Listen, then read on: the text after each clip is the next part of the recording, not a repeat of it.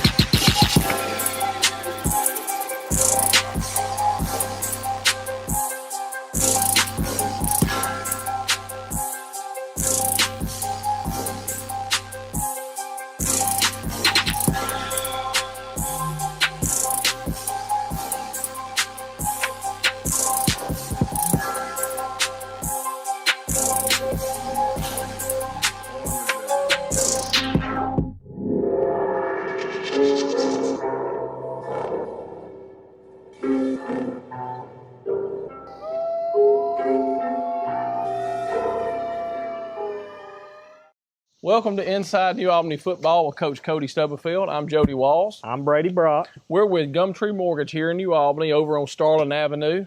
We specialize in home financing needs, whether it's a purchase, a refinance, or a new construction. And we're super passionate about trying to help you find the home of your dreams, help you get it financed, just like this one right here. Go Dogs. Go Dogs.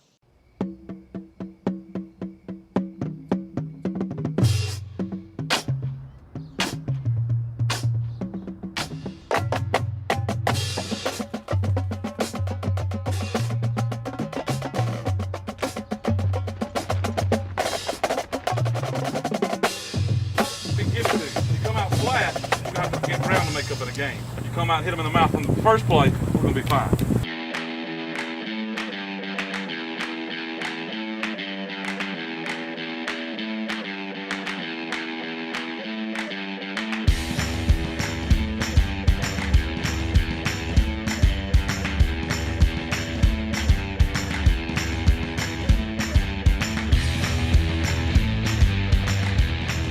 Well, hello, and welcome to this week's episode of Inside New Albany High School Football. I'm Robert Garrett. I'm here with Mr. Paul Henry and Coach Cody Stubblefield. We want to welcome you to the show tonight. This week, we're going to talk a little bit about last week's opponent, North Pontotoc, and this coming week's opponent, South Pontotoc. Before we get to that, this show is brought to you by Gumtree Mortgage. And our site sponsor, where we're shooting the show from, is State Farm Insurance, Mr. Wally Morgan. Coach, welcome. Mr. Henry, welcome. Thank you. Well, Coach, we kind of had a damp game and a damp outcome to the game, didn't we? Yeah, you know, the outcome wasn't like we wanted it for sure. We're glad to have Mr. Garrett back with us today. We missed him last week. Happy to be here, yeah. Absolutely. But the game certainly didn't end the way we wanted it to. You know, we defensively played well enough to keep us in it, scored 2 touchdowns on the defensive side. You know, I think kids are still playing hard, but from an offensive standpoint, having trouble executing. Penalties got us behind the sticks some. Little things execution in the game wise that ultimately, you know, lead to us not being successful, whether that's drop passes or routes not run the right way or missed blocks up front or whatever the case may be. We've got to execute better in order to win. Well, you know, it seemed like, you know, the last couple of weeks we were 1 or 2 plays away from just getting over the hump, right? Yeah. And last week was no different. Right. You know, the score was 24-14 at the end, but there were chances when we could have gone up when we were on the 12-yard line, 2 different opportunities. Now it was coming, you know, the rain was coming in at that time, but that's when we got into heavy sets and we had our offensive line, our tight end, our H-backs in the game, you know, when we needed to just get 2 and 3 yards. One was a bad snap, one we just didn't get there. But those things ultimately led to us not being successful. So anytime you got the ball inside the 12 and don't come away with points, you know, one was a missed field goal and one we did not convert on 4th down.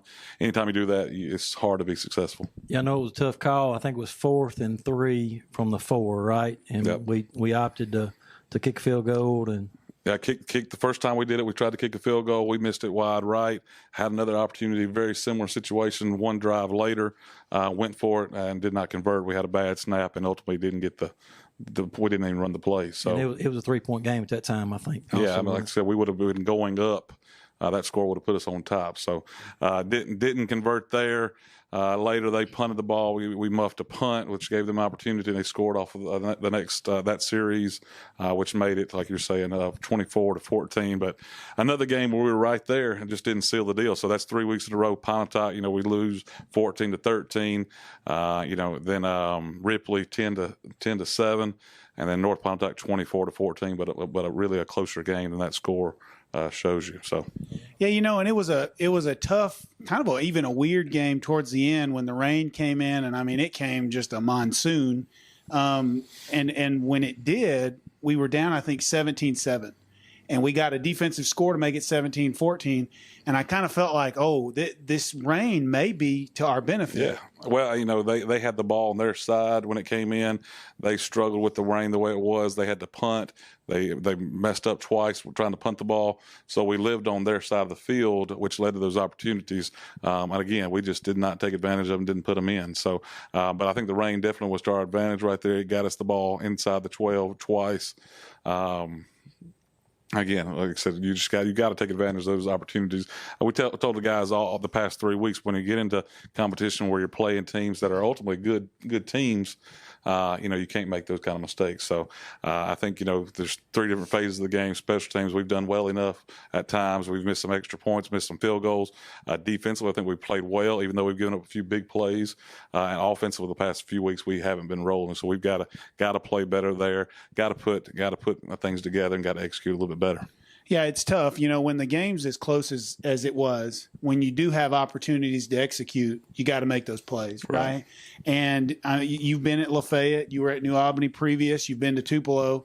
Even last year, I think we averaged like 41 points a game. Am I right? 40, 41? This year, before the division, we were averaging 40 points a game. And then through 3 games, we've averaged 7 points a game now. So, and that's a lot of different things. That's our offensive line. We're not doing what we need to do up front. We're not as physical as we need to be. We're not moving the line of scrimmage like we need to be. From a receiver standpoint, we have dropped some balls. We have run some wrong routes, which ultimately lead to a safety being back in the play when we should be holding him on the backside. And then we've missed some balls at quarterback, missed some assignments there. Turnovers haven't been huge. We've had a couple of them through that, but it's been little things. Penalties have been big, and then little things execution-wise. Again, not getting that block, not catching that ball, not running that right route, not making that throw. Little things that lead to success that we haven't been doing. Yeah, but kind of bringing that growth mindset to it. I go to the field house and you're there, you're studying film. There's not a mentality of, we can't get this done. There's a mentality of we're going to study, we're going to work, and we're going to find a way to make it happen. I think every time we watch film with the guys, we're showing those what-if plays. If we could have done this just a little bit better, the outcome's different. If we would have made this, if we would have done that, if I'd have called this. So it's a team thing. We're in it together.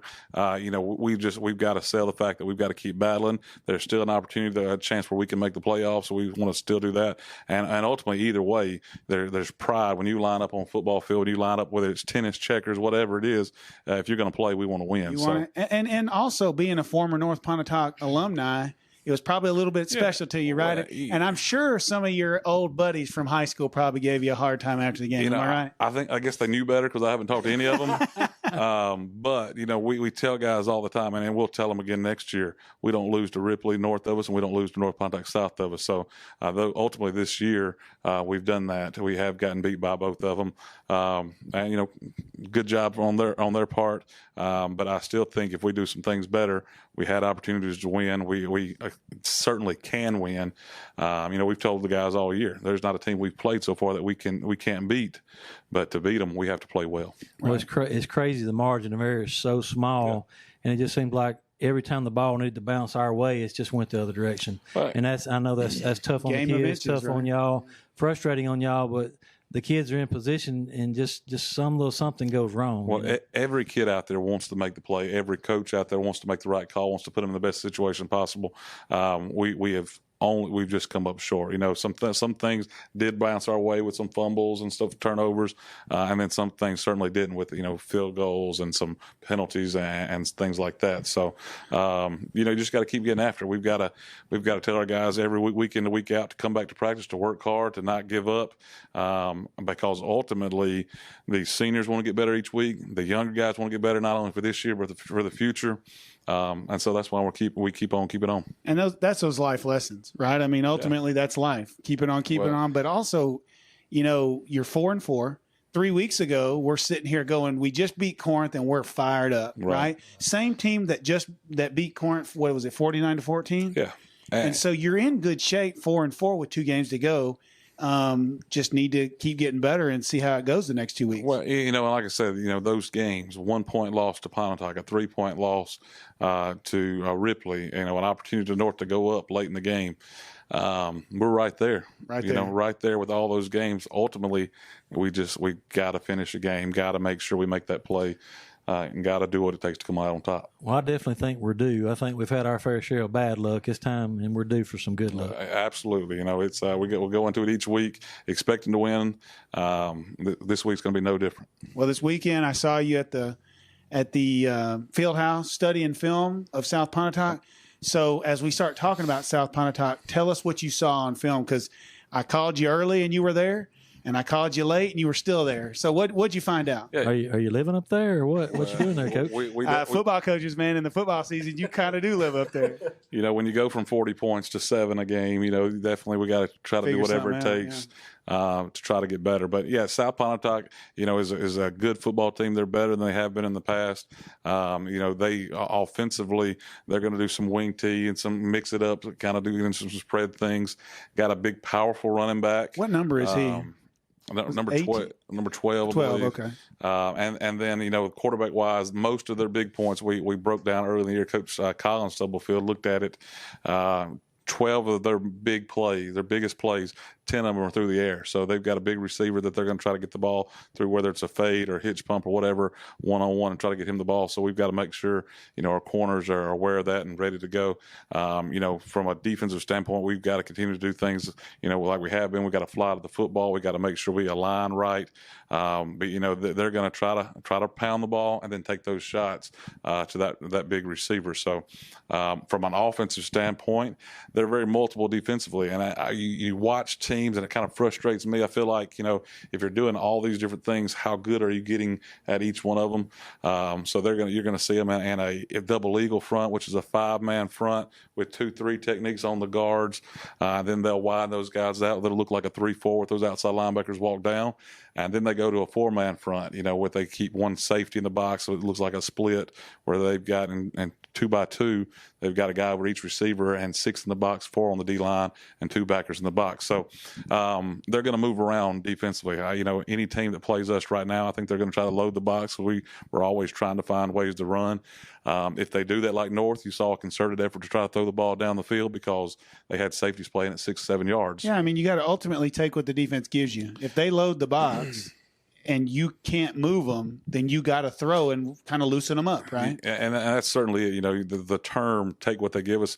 We don't try to use that term because we want to be able to dictate the run for sure, like Alabama. But if you can't, absolutely. So we're going to try to find a way to run the football, whether that's in certain tight ends, in certain H-backs. When they load the box with 7, you should not be able to run the football. You should go to the passing game or inserting some of the big guys. You can always read one, and then you need a hat for a hat on the rest of them. So, that'll be the thing. What are they doing with their outside linebackers? Are they in the 50 or in the 4-2?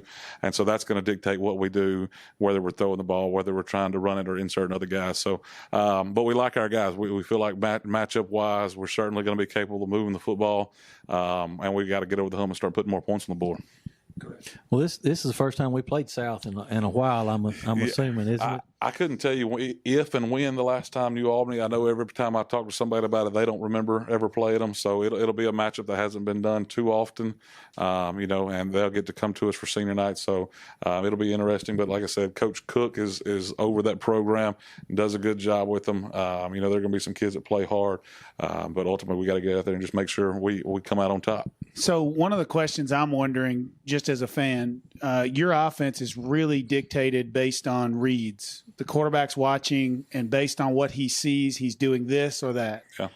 When you play a team that changes what they do, 4-man front, 5-man front, even spreading out to almost looking like a 3-4, how does that make things harder for the quarterback to know who to read on each play? Well, the quarterback, ultimately, we try to be simple first and foremost.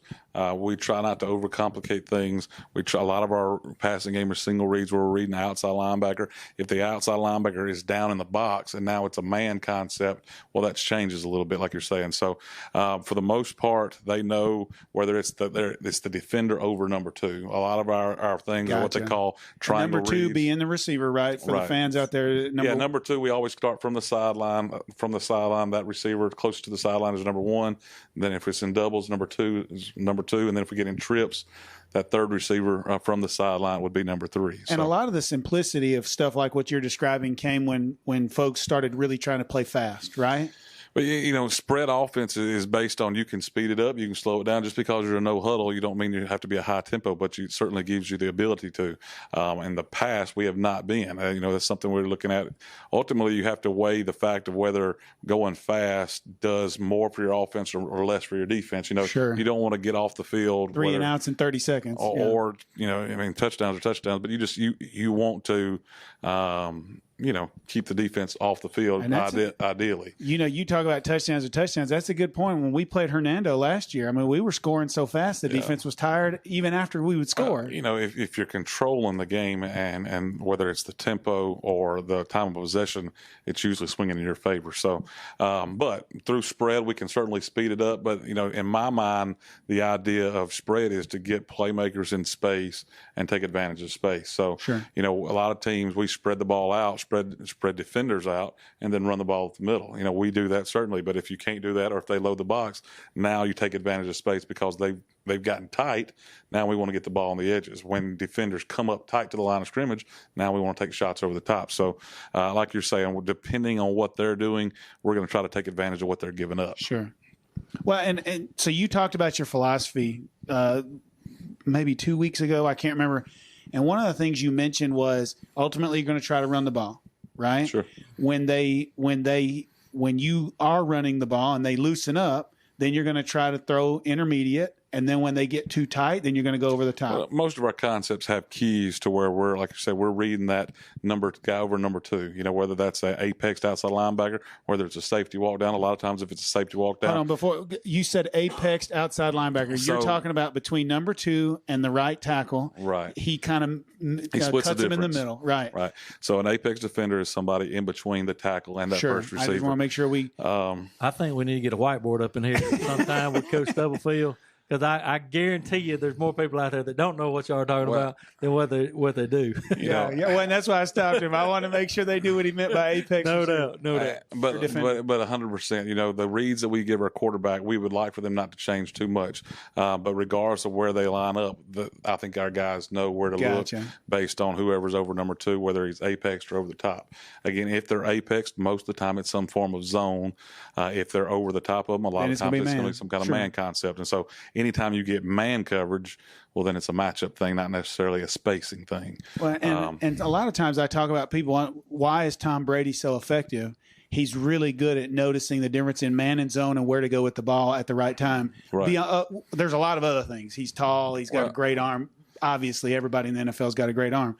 But just knowing what he's seeing and being on the same page with the receivers so that they all know what to do at the right time. And at that level, that's huge. Like, the first thing he's going to do is he's going to try to dictate the coverage, know what it is.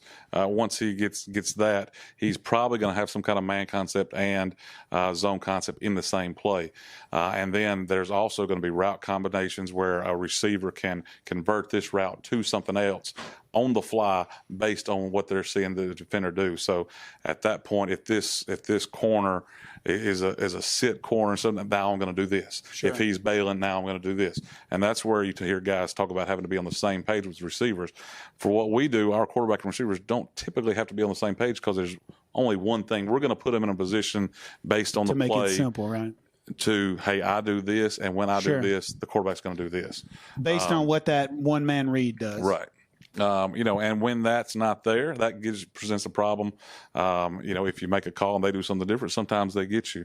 But that's where film study and things like that we try to do to put us in the right play, and so we can put our guys in the right play. Well, that goes back to what you just said. You're giving your kids the best chance to be successful. Well, and I thought the last 3 weeks we've had tons of chances. Not say tons, but we've had our chances to make the plays to win the ball games, right? We just haven't executed them. I would say we've certainly had opportunities, Sure. And we're certainly capable of making those plays. The other thing we do offensively is we try to, anytime you talk about coaches being on the whiteboard, the guy with the pen last is going to usually win. We try to, offenses have moved to where they try to give that quarterback enough freedom to win at the end, whether it's through an RPO or being able to pull it and run it out the backside. So there are things built in our offense that from a play call standpoint can get us in the right position. There are also things that a quarterback can take advantage of within the system to get us in the right thing also. Well, and that's a tribute to y'all and the coaching staff and doing that film study, putting the kids in the right place to be successful. And you hate to say this, we just had kind of a bad run of bad luck, and it just hadn't went our way. Yeah. Again, 4-1, and we were all excited sitting here on the coach's show. Well, ultimately, I really believe in what we do offensively. I think from a scheme side of things, it puts our kids in chances to be successful. And watching the film with you on Sunday, there's no doubt about what you just said. And so we got to get a little bit better at doing it. Yeah, it's just execution at that point. And I think it's hard. A lot of folks don't realize probably how young this group is compared to the last year's group. Yeah, well, we certainly lost a lot. Last year's group was a special group. Our record last year didn't indicate it, but I think that was one of the best teams that New Albany's had in a long, long time. This year we lost a lot of those guys. Now we've got some components of that team that are really good, and we've got some really exciting young players that are going to get a lot better and keep on playing. So, the thing that I've seen in this team is the way they play. They played really hard, especially from a defensive standpoint. You've still seen that. Offensively, it's not a matter of playing hard. It's a matter of executing and making sure we don't make little mistakes. Gotcha. Pre-snap penalties, those are penalties that are not excusable. If we hold, if we do something after the whistle, you can live with some of those, but pre-snap penalties are the ones that are hard to get over.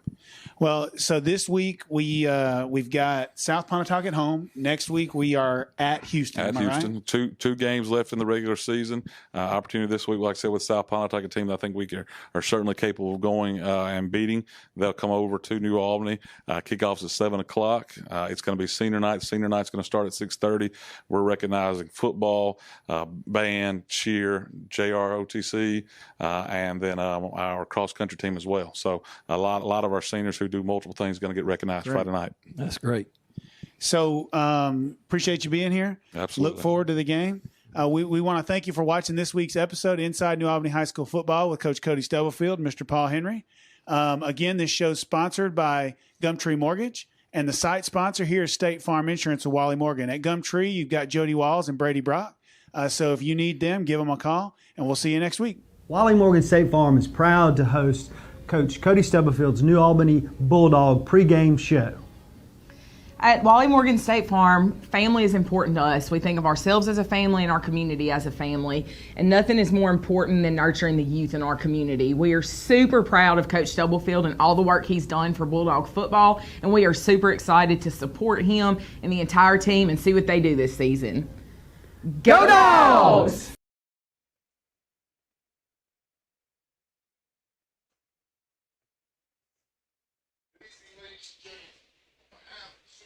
Of Schools, Dr. Lance Evans, High School Principal, Mr. Matt Buchanan, and Head Coach Cody Stubblefield, we welcome you to Kitchens Field on the beautiful campus of New Albany High School. Tonight's game features our homestanding Bulldogs of New Albany High School versus the Cougars from our neighbors in South Pontotoc. The team, coaches, student body, and fans of New Albany High School welcome you to tonight's game. The high school athletes that are competing this evening are friendly rivals as members of opposing teams. These two schools are members of the Mississippi High School Activities Association and abide by the rules and regulations as set forth by the association to maintain and improve high standards of conduct, competition, and relation with member schools. The visiting team in every interscholastic contest is the guest of the home team. and they are expected to be regarded and treated as such. Profanity and vulgar cheers are abusive to other spectators and also a reflection on your school and community. This type of behavior will not be tolerated and may cause your team or school to be placed on probation. People involved in this behavior will be asked to leave the area with no refund or re-entry and could possibly be banned from future contests. The use of alcohol, drugs, and tobacco are forbidden in all Mississippi high school activities. Artificial noisemakers are allowed at Mississippi High School Activities Association outdoor events. However, air horns, bullhorns with sirens, and other excessive horns are not allowed. The officials are individuals who are assigned to administer the rules of the game according to the National Federation rules. Their experience and integrity qualify them for this part in this friendly interscholastic contest. This attitude of sportsmanship should be reflected by all spectators, no matter what their personal feelings of loyalty may be to either of the other teams in tonight's contest. The game managers' conference has been held with administrators, coaches, and officials to emphasize good sportsmanship. Remember, sportsmanship begins long before the contest starts and lasts long after the contest is over. As a friendly reminder, the Mississippi High School Activities Association prohibits fans from entering the playing area before, during, and after the game. Violation of this rule could lead to your school being put on probation.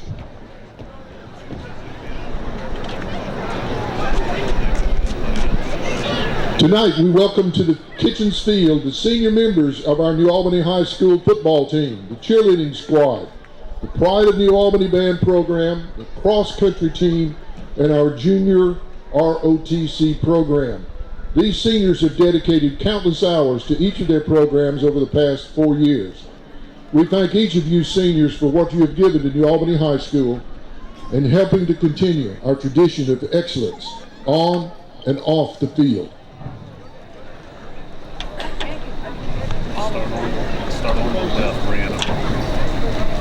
If I'm supposed to get all in a minute, I'm going to have to go nice and really wide for it.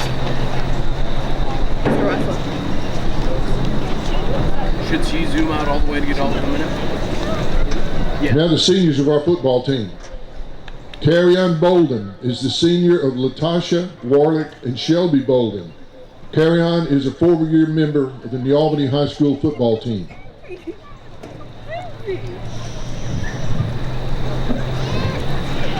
Daniel Bullock is the son of Jennifer and John Bullock. Daniel is a 4-year member of the football team.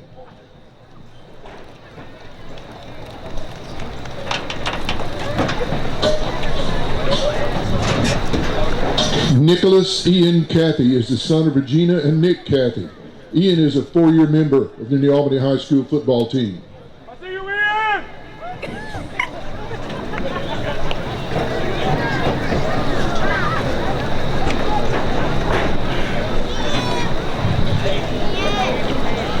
Gavin Crumpton is the son of Audrey and Stephen Prince. Gavin is a 4-year member of the New Albany High School football team.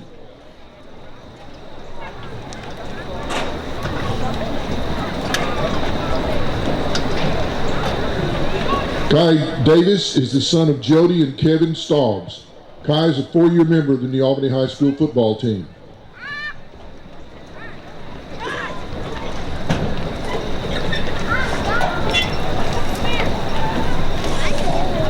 Orlando Gates is the son of Natoya and Kenyatte Cheney and Perez Gates. Orlando has been a part of the New Albany football program for 4 years.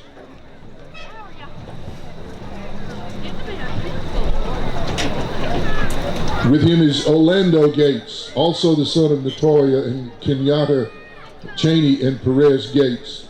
Orlando has been a part of the football program for 4 years.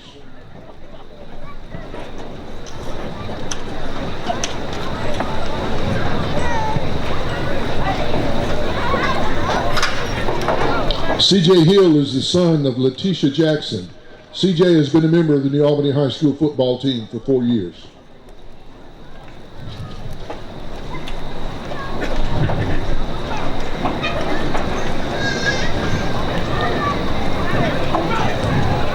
Dorian Hurd is the son of Sherry Lee Hyatt and Johnny Wayne Hurd. Dorian has been on the football team for 1 year.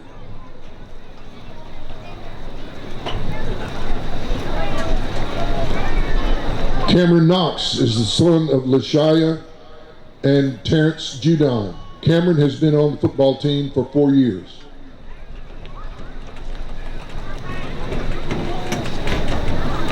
Joe Mathis is the son of Pat Mathis. Joe has been on the New Albany High School football team for 2 years.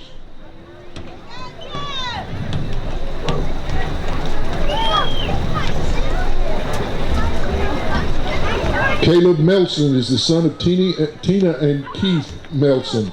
Caleb has been on the team for 4 years.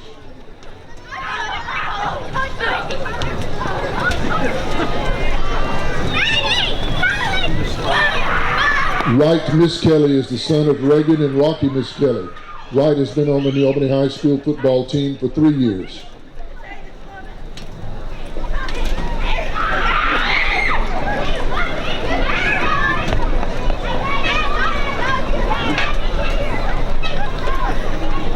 Milton Regalado is the son of Liz and Alex Regalado. Milton has been part of the New Albany High School football team for 4 years.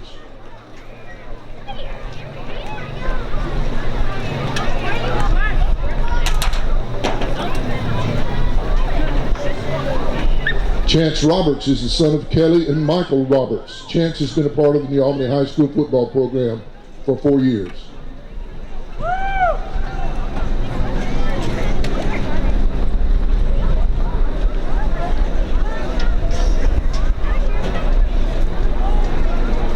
A round of applause for our senior team members and their families.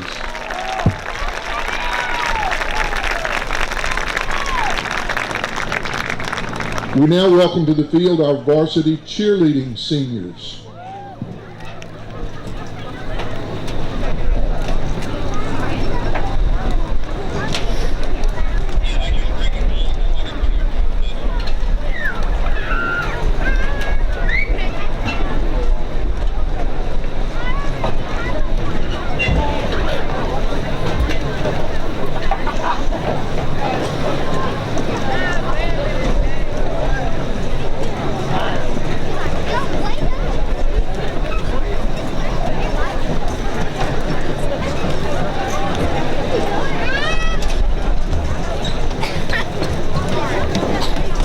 Molly Keener is the daughter of Kelly and Anthony Keener. Molly has been a varsity cheerleader for 4 years.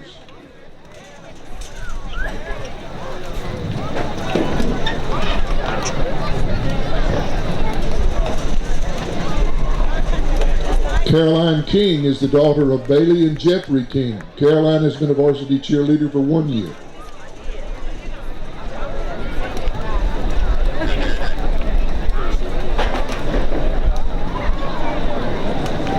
Bailey Robertson is the daughter of Neely and Chris Robertson. Bailey has been a member of the varsity cheer squad for 4 years.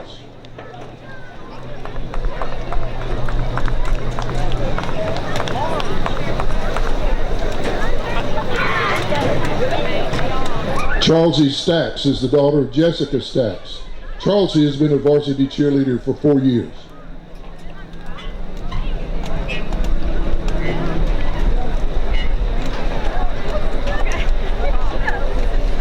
A round of applause for our senior cheerleaders.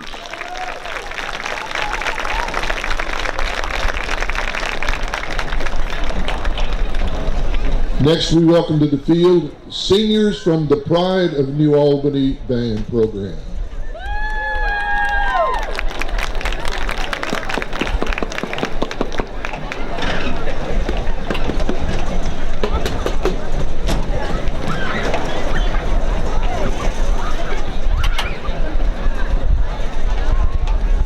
Autumn Balkman is the daughter of Janera and Clint Balkman.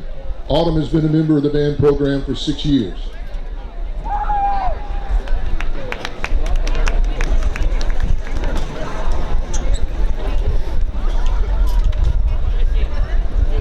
Lily Faith Childs is the daughter of Cindy and Brian Childs. Lily Faith has been a member of the Pride of New Albany for 6 years.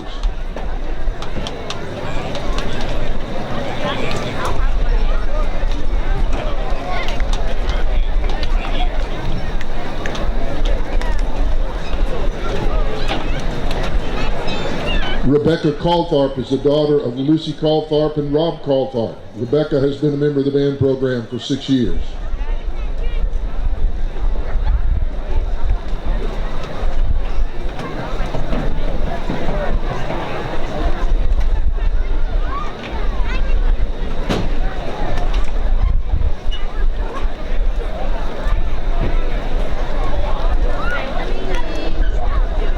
Katie Evans is the daughter of Brandy and Lance Evans. Katie has been a member of the Pride of New Albany band program for 6 years.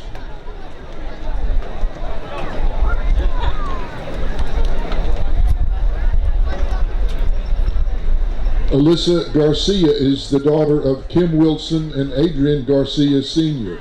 Alyssa has been a member of the band program for 6 years.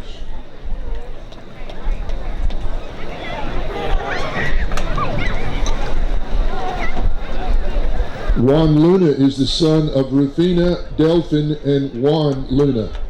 Juan has been a member of the Pride of New Albany for 6 years.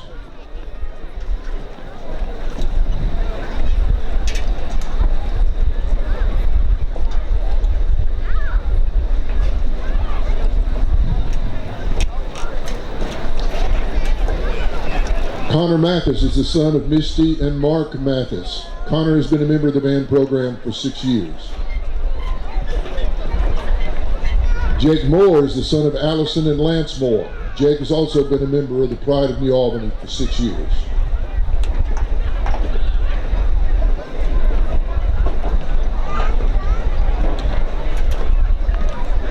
Dylan Ritchie is the son of Kristen and Drew Ritchie. Dylan has been a member of the band program for 6 years.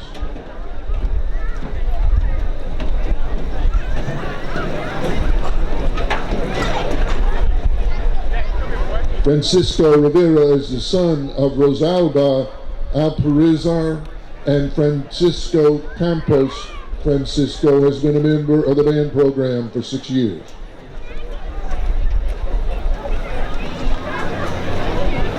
Chance Roberts is the son of Kelly and Michael Roberts. Chance has been a part of the Pride of New Albany program for 4 years.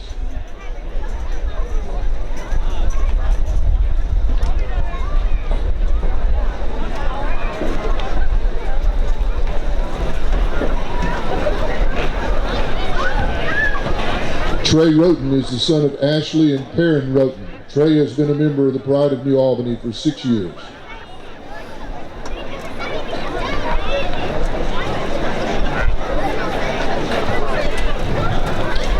Janiah Rutherford is the daughter of Beverly and Ross Rutherford. Janiah is a 6-year member of the Pride of New Albany band program and is escorted by her brothers Joseph and RJ.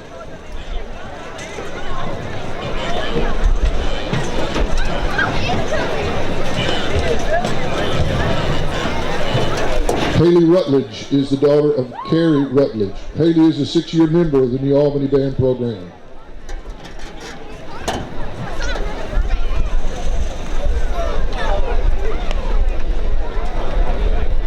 Sophia Taylor is the daughter of Brandy and Jeff Gamble and Beth and Toby Taylor.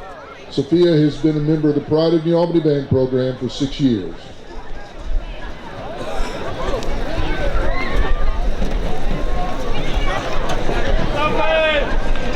Anadelo Tirado is the daughter of Elodia Tirado. Anadela is a 6-year member of the New Albany band program.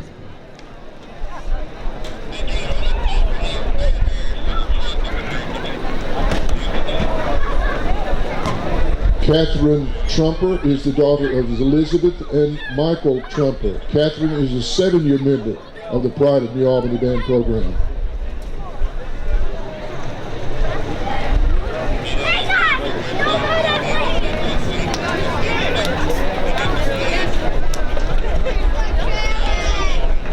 Gina Venisi is the daughter of Tracy and Frank Venisi. Gina has been a member of the band program for 6 years.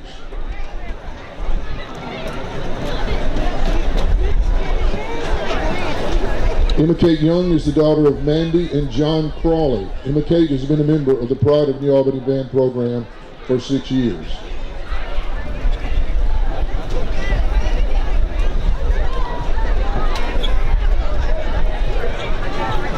Mr. Hopple, I think we have one senior down on this end whose name was not on the list. Is that true, or is that a family member? It's a family member. Okay, he's a family member. I just didn't want to disappoint anybody. Ladies and gentlemen, the senior members of the Pride of New Albany.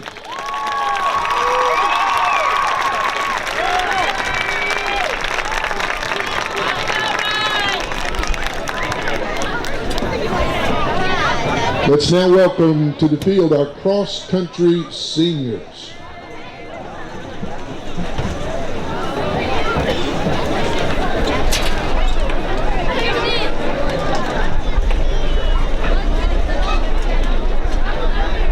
Jake Moore is the son of Allison and Lance Moore.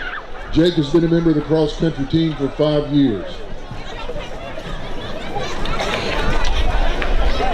Dylan Ritchie is the son of Kristen and Drew Ritchie. Dylan is a 2-year member of the cross-country team.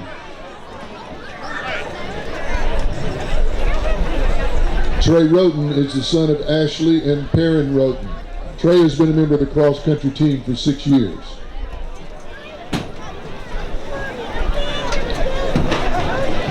And Catherine Trumper is the daughter of Elizabeth and Michael Trumper. Catherine is a 2-year member of the cross-country team. A round of applause for the graduating seniors of our cross-country team.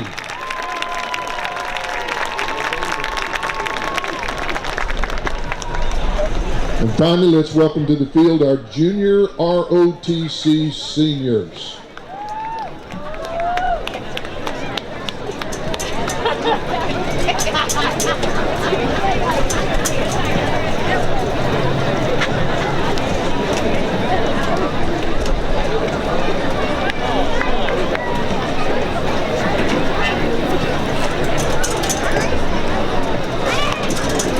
Jade Bell is the daughter of Pamela Bell. Jade has been a member of the JROTC for 4 years.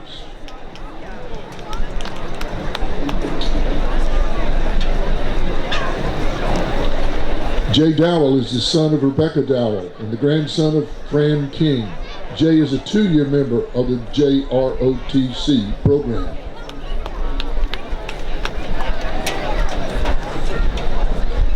Ashante Fox is the daughter of Juanita McBride and Michael Fox. Ashante has been a member of the junior ROTC for 3 years.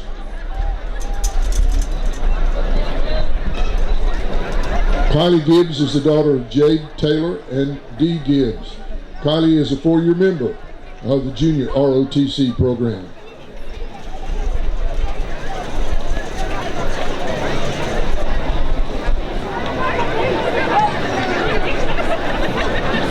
Justin Martis is the son of Sonia Vernon and Marty Martis. Justin has been a member of the JROTC program for 4 years.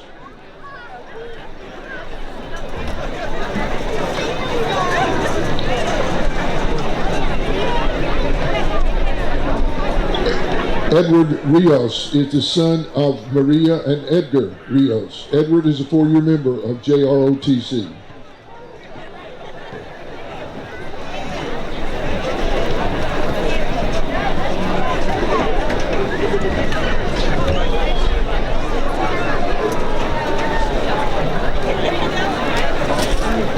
Francisco Rivera is the son of Rosalba Alpazar and Francisco Campos. Francisco has been a member of JROTC for 4 years.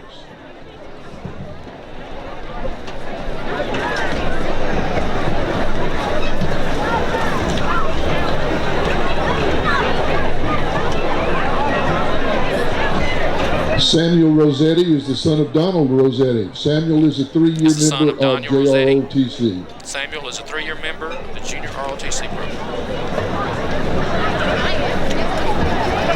Bessie Sauceda is the daughter of Maria Sauceda. Bessie has been a member of JROTC for 2 years.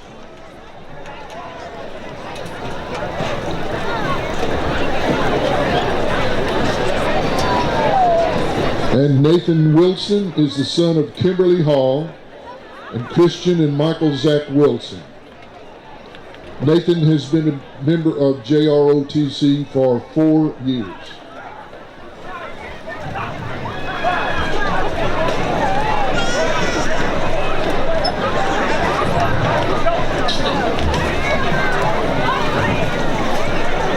Ladies and gentlemen, a round of applause for our JROTC graduating seniors.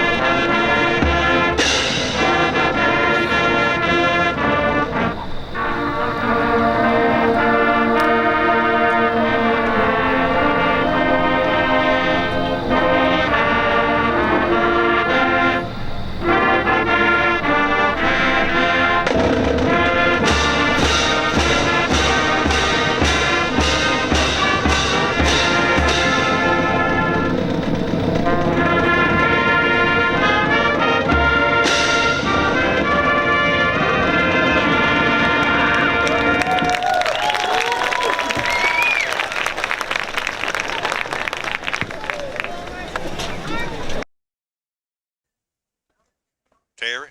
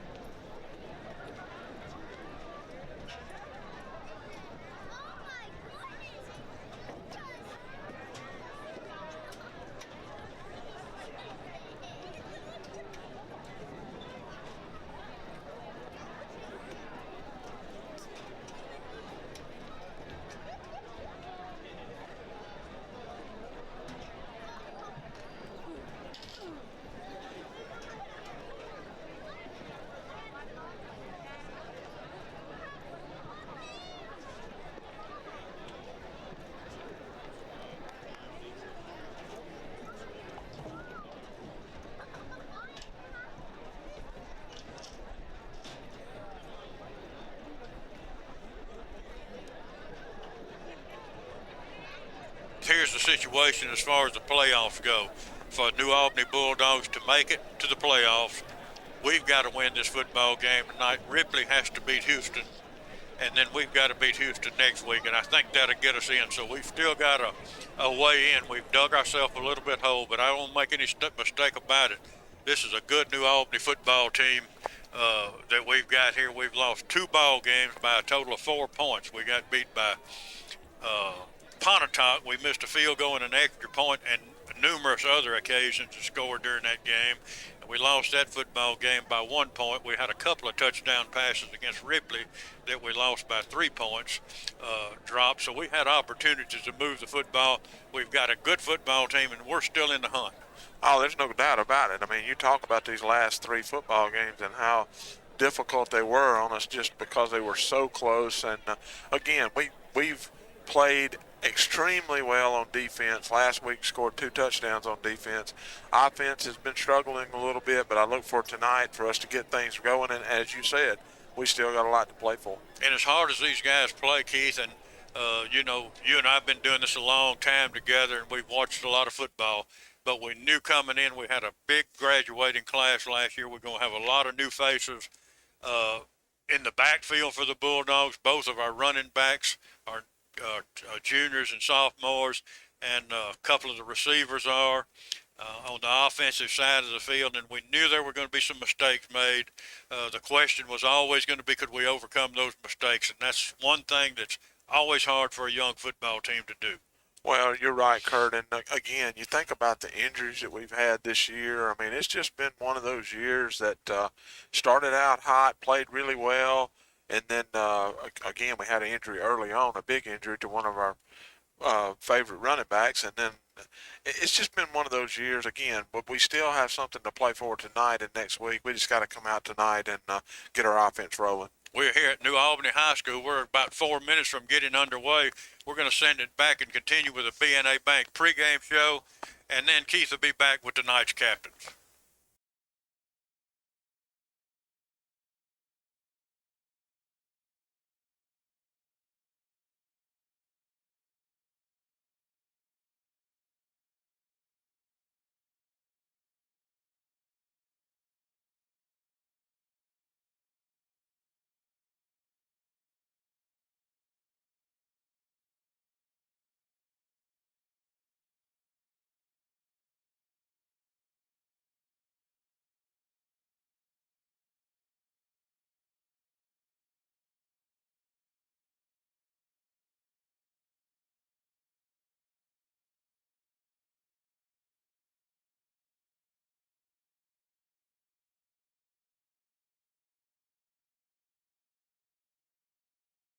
Okay. The 4.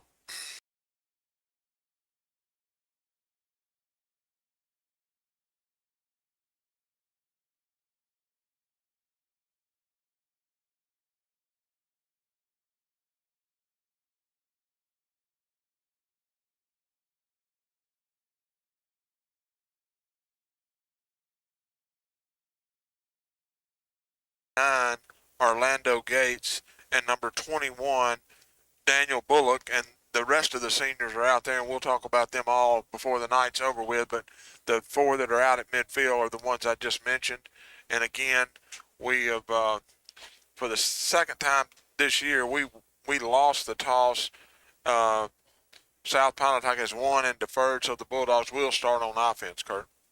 We're going to send it down to David Good. He's down on the sideline. I know David was with Coach Stubblefield earlier, and you heard him on the BNA Bank pregame show. And David, what's the attitude of the team?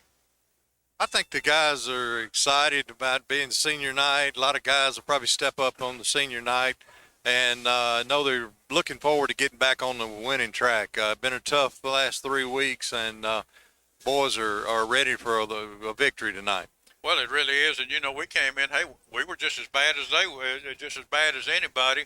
We got excited, and I really thought this team might have lost their last football game when Itawamba beat us early in the season. And as I stated earlier, we had ample opportunities to win some of these other ball games, but we've allowed some mistakes, some costly mistakes at the wrong time to keep us from doing so. And maybe we can come out and put it all together tonight.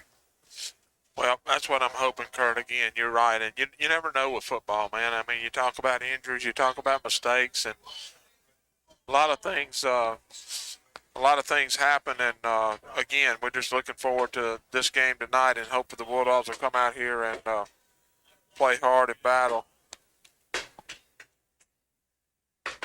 And I'll tell you one thing, we've gotten in the firework business. That's what I'm talking about. I'm going to give Sam Creekmore part of the credit on that, but that's what the fireworks supposed to look before the game. Well, Creekmore, he tried, and he just couldn't get it done, and we've had to replace him, and we got a good group now. Somebody's taken that over and really knows what they're doing. Yeah, no doubt about it. It's a good-looking fireworks display for sure. It's a wonderful night for football here at New Albany High School. Big crowd came up from South Pontotoc. I mean, the far side of the field is completely packed. Nice New Albany crowd on hand. Looks like a nice student section with us tonight. So it's going to be one of those games where we're just going to have to wait and see how it goes. Well, they're heading out on the field. As we talked about earlier, the Bulldogs are going to get the football first, and that's what we've talked about is our offense has been struggling the last 3 games, so we'll get an opportunity to get it rolling early. Shaw and Knox will get back deep for the Bulldogs. They'll line up along the 14-yard line, anticipating the start of this football game. And we are just about underway.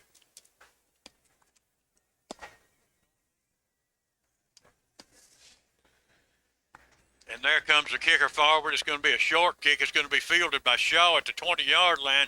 Out to the 25, picks up a block at the 30, spins away from a man, taken down at the 33-yard line, and that's a nice job of running the football by Shaw. Good job by Shaw. Come up and get the football, not letting it hit the ground and roll. Did a good job of catching it and then getting up the field quickly. Going to have possession of the football at the 33-yard line for the Bulldogs. And that kickoff, as all kickoffs, is brought to you by Northeast Mississippi Community College. If you want to learn more about Northeast Athletics, go to www.nemccathletics.com. Mathis will work at quarterback. Atkinson will be his running back. Set him off his left side. Mark the football at the right hash. Fakes the handoff to Mathis. He keeps it to Cody. Keeps it himself. Out across the 45 to the 46, fumble the football, and I think the Vikings from South Pontotoc are going to have it, and they do, Keith. Well, it's just a good run-pass option there, and Joe did a good job of keeping the football and running the football around the corner, and actually I was hoping that they were going to say he was down when the ball came out, but obviously they're not going to say that. South Pontotoc's going to have possession at their own 48-yard line, 1st and 10. Joe had made a nice run, but he got the football knocked loose, and the Cougars have the football at the 48-yard line with 11:44 remaining in the first quarter, just underway. Bulldog defense starts with that 3-down lineman set. They'll walk bowling up tight on the right side. We've got motion, and we've got motion, illegal motion in the backfield of the Cougars unless they got a timeout called. And they did not. Back them up 5 yards, make it 1st and 15. Yep, they had 2 of them running at each other, one coming from one side, one from the other, and they were just about to run into each other. They figured out something was wrong, but going backwards to start with, that's good for us.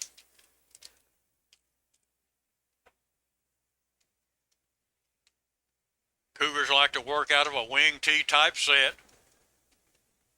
Quarterback's in a shotgun. He hands it to his big bruising running back, and he's going to get no yardage at all. That's Chase Long. He's a big 6 foot, 230-pound running back. Got 20 carries on the yard for 137 yards, but that time he's going to lose about 3 yards, maybe 4, Keith. Yeah, he took a lick, too. Good job there by the Bulldogs' defensive front wall, and I think that was Cameron came up from his defensive back position and laid a lick on him. Might have been Shaw. I couldn't see for sure. But anyway, good job by the Bulldog defense. He brings a man in motion right to left. He turns upfield, rolls to his right, looking. He's got a man at midfield, taken down at the 49. Good coverage by the Bulldogs, number 4, DJ Robertson. But Heatherly threw the football right on the money. I thought we might have had a little motion. I thought that receiver turned up just a step quick, Keith.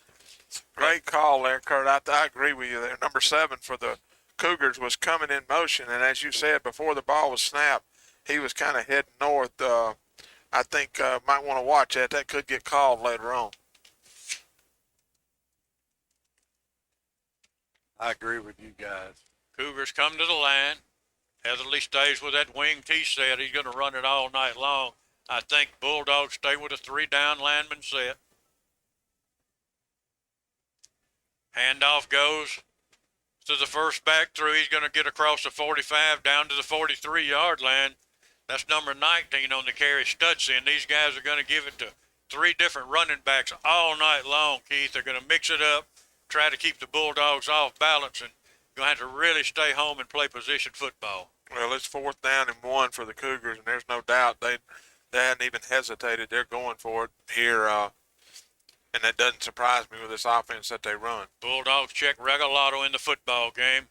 He'll work right over that center's head.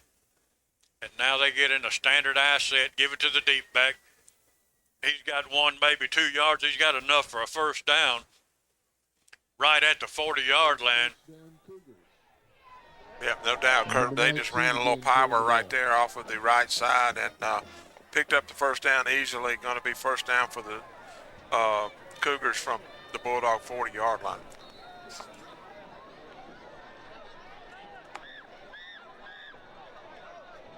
Number 28, Austin, that's the key receiver for the Cougars. Watch him, he's wide to the left. As they bring a man in motion, they fake it to him. Now Heatherly keeps it off the right side, got a little running room, runs out of bounds right along the 30-yard line. And it's going to be close to a first down. David Good, I think it's going to be a first down. Yes, sir. They're giving him a forward progress right over the 30-yard line. And well, Kurt, we had a little at that time. Number 20, Bowling for New Albany was playing on the right side, and our left side, their right side at end, and no doubt about it, he was held on that play and just didn't get the call. Stay with that wing T-type set. Quarterback fakes it one way. He's got a man down the middle of the field wide open. Bulldog defender recovers. Now he slips down, and we're not going to have any flags on it. It's going to be a touchdown for the Cougars. Well, again, you said he got behind our defender there, and that's that receiver you and David were talking about before the game. I think he's like 6'6", and he just had the height match up there. And I think he got a little, maybe a little push off there, was able to make the catch, touchdown for the Cougars. He did, Keith. He got behind our defender, but it was a poorly thrown ball, and I think that was Shaw over there recovered, but then slipped down right when he got there. And the big guy, just went up and got it. Shaw wanted a flag, but he didn't get it. Extra point by the Cougars is going to be good. You're listening to Bulldog Football on the New Albany Bulldog Football Network. Reason number 12 to bank at BNA. We are the bank for Northeast Mississippi. From buying a home to starting your own business, we are the team of local lenders standing ready to make your dreams a reality. BNA Bank. We are the bank of Northeast Mississippi. Urgent care? You've got it. At Internal Medicine and Pediatric Clinic in New Albany, we're excited to offer our urgent care services to you and your family. Best of all, no appointment needed. We offer urgent care Monday through Friday, 7 to 6, and Saturdays from 8:30 to 3. We have an entire waiting room and qualified physicians dedicated to our urgent care patients. Call us at 662-534-0898 or visit us at our website, impcna.com. Internal Medicine and Pediatric Clinic. Care for the whole family. Reason number 18 to bank at BNA. Professional business solutions. Our experienced commercial lenders understand the sophisticated needs of today's businesses. We have all the products and services needed to make your business a success. BNA Bank, the bank of Northeast Mississippi. Kickoff's going to go to the left side, and it's going to go out of bounds. The Bulldogs will get it at the 35-yard line. And I don't know what it is. Shaw is pretty good football player, and it seems like all of these teams are trying to kick the kickoff to him. Yeah, we talked about that last week, that little pooch kick that every team does it. They'll pooch it over there to somebody. That time, it was one of those almost, could they have been trying to pooch it or trying to onside? Because it was, it never got to the pooch, and then it was just kind of a line shot over our guy's head. We're going to actually make them kick it again, Kurt.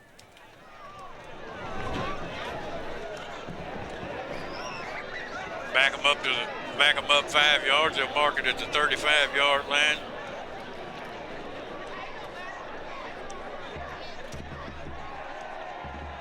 With 8:44 remaining in the first quarter, the Cougars from South Pontotoc lead 7-0.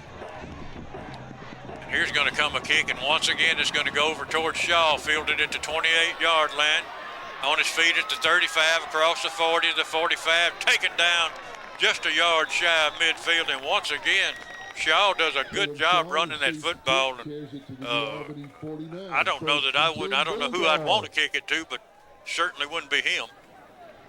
He's a 10th grader. He's a 5'7", 145-pounder. And if he keeps working at this game of football, by the time he has senior night, he's going to be a good one.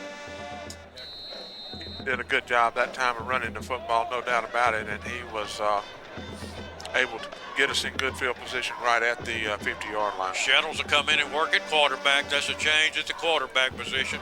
Atkinson will be the running back. Handoff goes to Atkinson. He breaks one tackle, does a good job getting a couple of yards out of it. He was hit in the backfield. It'll be second down and 7.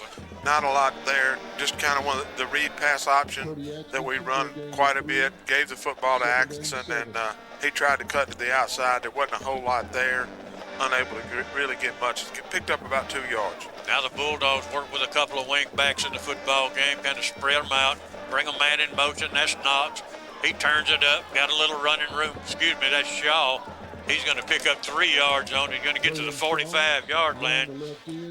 It'll be third down and 4. Brought Shaw from the right side to the left side, right in front of Shettles, and Shettles just gave him the football, trying to get a stretch play to the outside. It's 3rd and 5 for the Dogs. Shettles talks it over with Atkinson. That's Cody Atkinson, the running back. He shifts Shaw out into a slot. We've got movement along the line of scrimmage, and David Good looked like it's on the Cougars. Yes, sir. The defensive end on the far side jumped offside. It'll be a Bulldog first down of the game for the Bulldogs with 7:43 remaining in the first quarter. 7-0 your score. The Cougars lead the football game. Twin receivers left and right. Shettles looking. He's trying to roll to his left, and he's going to come down. He's going to come down hard back at the 46-yard line. Couldn't find receiver open. Going to lose about 6 on it. Looked like we were trying to throw like a little jump pass there or something, Kurt. Shettles was holding the football there, kind of waiting for somebody to get open. That it never happened, and then he decided he was going to try to run it. By that time, it was too late, and they had people all over him. 2nd and 16. Hand off to Action. He tripped up. Looked like he tripped on his own feet, or might have tripped up on his feet. Him and Shettles cross their feet. Nevertheless, no gain on the play. 3rd and 16. Yeah, not much there. As you said, we had some footage problems there, and I don't really know. I agree with you. I'm not sure which one Cody tripped over, but he did trip. And as you said, 3rd down and really long for the Bulldogs. Knox and Gates wide to the left. Shettles barks out the signals. He looks to the sideline. The whole offensive team does. They've got their instructions. Atkinson shifts from left to right. Back to pass, under pressure. He dumps off a screen to Cody Atkinson, completes it, breaks one tackle across the 40, breaks another at the 45, inside the 30, taken down at the 27-yard line. 1st and 10, Cody Atkinson. Wow, what a great athletic effort by Cody. Good job there by Shettles of just letting the screen set up. Got a big block from Cameron Knox coming back to free him to pick up the 1st down. Mark it at the 26-yard line. Atkinson and Shettles in the backfield. Shettles fakes it to Action. He keeps it himself. He's inside the 20 to the 19. Give him 6 on it, make it 2nd and 4. Good job there by Shettles of running the football. Very impressed with him kind of just letting the block set up, and then he followed the block and able to pick up big yardage on 1st down. He talks to Atkinson, his lone running back, he being Shettles. He's got Knox in a slot to the left. He brings him in motion. Fakes it to him, goes straight ahead to Action. This time nowhere to go, might have got the line of scrimmage. Well, good job that time by Braden to get the snap. Snap was a little bit low, which delayed him being able to get the ball to Cody. And by the time he did, just wasn't a whole lot there on that one. it's third down, it's 3rd and 4. The Bulldogs have the football at the 21-yard line, movement along that defensive front, but no flag.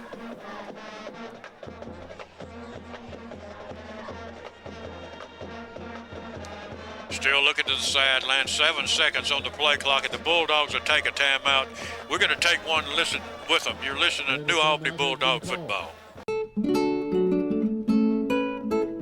At Pregame Landscape, we have a commitment to improve the environment while presenting a canvas that is creative, functional, and adds value to your life. Pregame Landscape offers professional landscape architecture services where we can turn your dreams into a reality.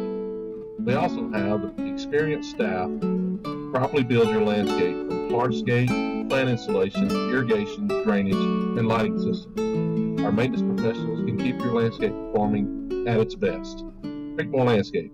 We're in the business of nature. Quality jewelry never goes out of style. That's why Van Atkins showcases a beautiful antique and estate jewelry collection.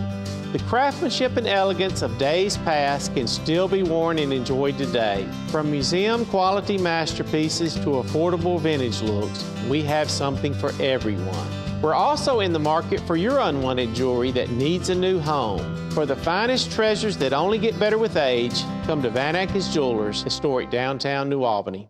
7-0. Bulldogs are on the move, 3rd down and about 5 yards to go from South Pontotoc's 21-yard line. A direct snap from Knox, and the ball gets away from him. He picks it up, tries to get outside, breaks a tackle inside the 20, down to the 16-yard line. He's going to be close to a first down. David Good is looking right at it. David, it looks like it's about a yard short from here. About a yard short. You're exactly right, Kirk. That looks like the Bulldogs are going to go for it. They'll check Simpson into the football game. He'll work as a running back. Going to put more of what they do, put more of a heavy package in the football game, the Bulldogs do. Peyton Rogers checks in the good, but he's the big stocky blocker. Shettles hands it to Simpson straight ahead. He's going to take it to the 10, the 5. He's in a foot race, taken down from behind at the 3. And Simpson disgusted with himself. He wanted that touchdown, Keith. Couldn't quite get it in. Well, he had a little bit of a stumble there. He probably would have. Good job there by the offensive line on the left side with Matt Harris and Matthew Harris and Gibbs over here blocking. Good job, first down Bulldogs.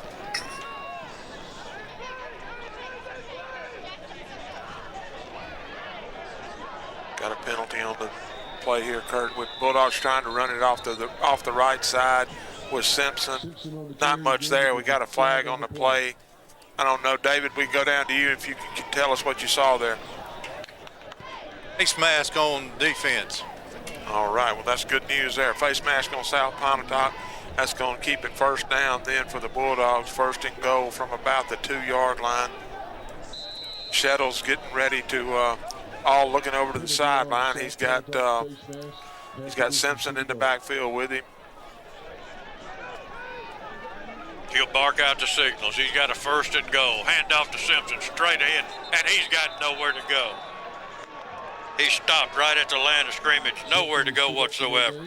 Just running one right there in the middle of right behind the guard, 2 guards in the center, and South Pontotoc just one at the line of scrimmage that time. There just wasn't anything there at all.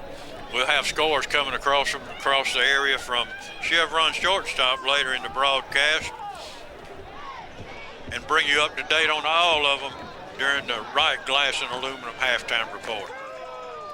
Simpson's a lone running back. Bulldogs work with an H-back. He's going to get into the land of milk and honey, and boy, we're glad to see that for a change.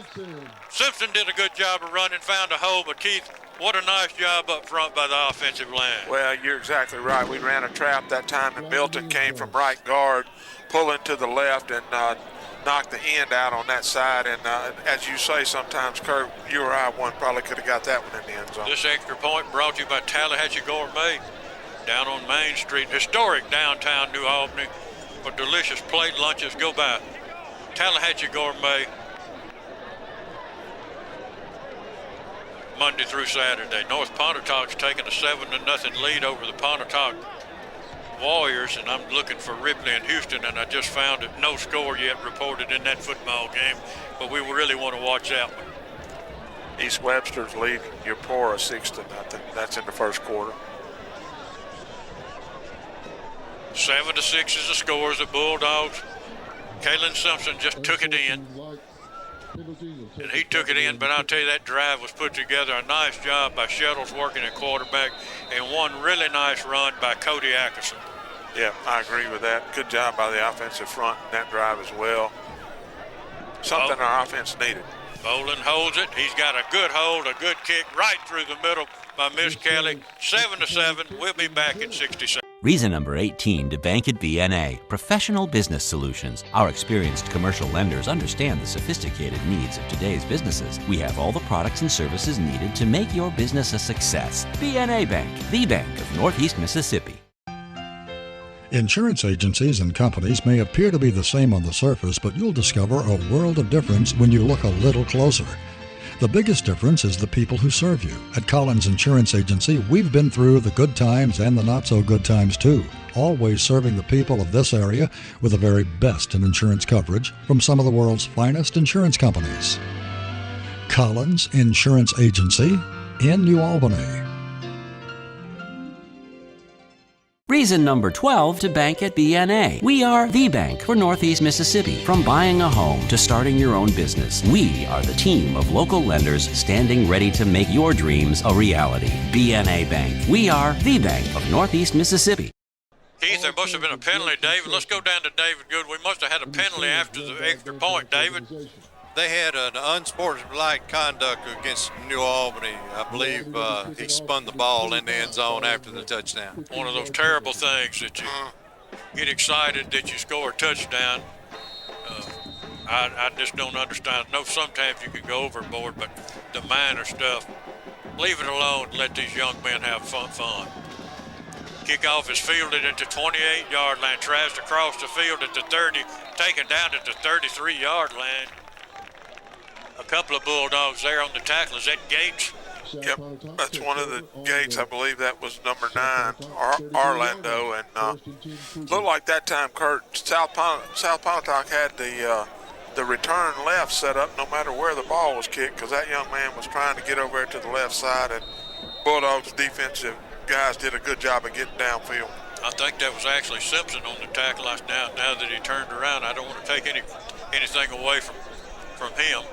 Handoff goes back, hit hard, breaks a tackle. On his feet, he's in a foot race. He's at the 40. Got one man to beat at the 30. Taken down from behind at the 20 by number 18 of the Bulldogs, Cortland Earl. And Cortland did a good job of staying with him and tracking him down. Well, that time, number 18 for the Cougars, it was just a straight dive right up the middle, and he was hit by the linebacker for the Bulldogs. And he just ran right through the tackle and rolled right on down the field. Good job by Earl to catch him, get him down. Heatherly's the quarterback for the Cougars. He sets with one running back. He hands it to him straight ahead, and this time not much running room. He got a yard, maybe 2 out of it, down to the 15-yard line. We'll give him 2. Can you give him 1?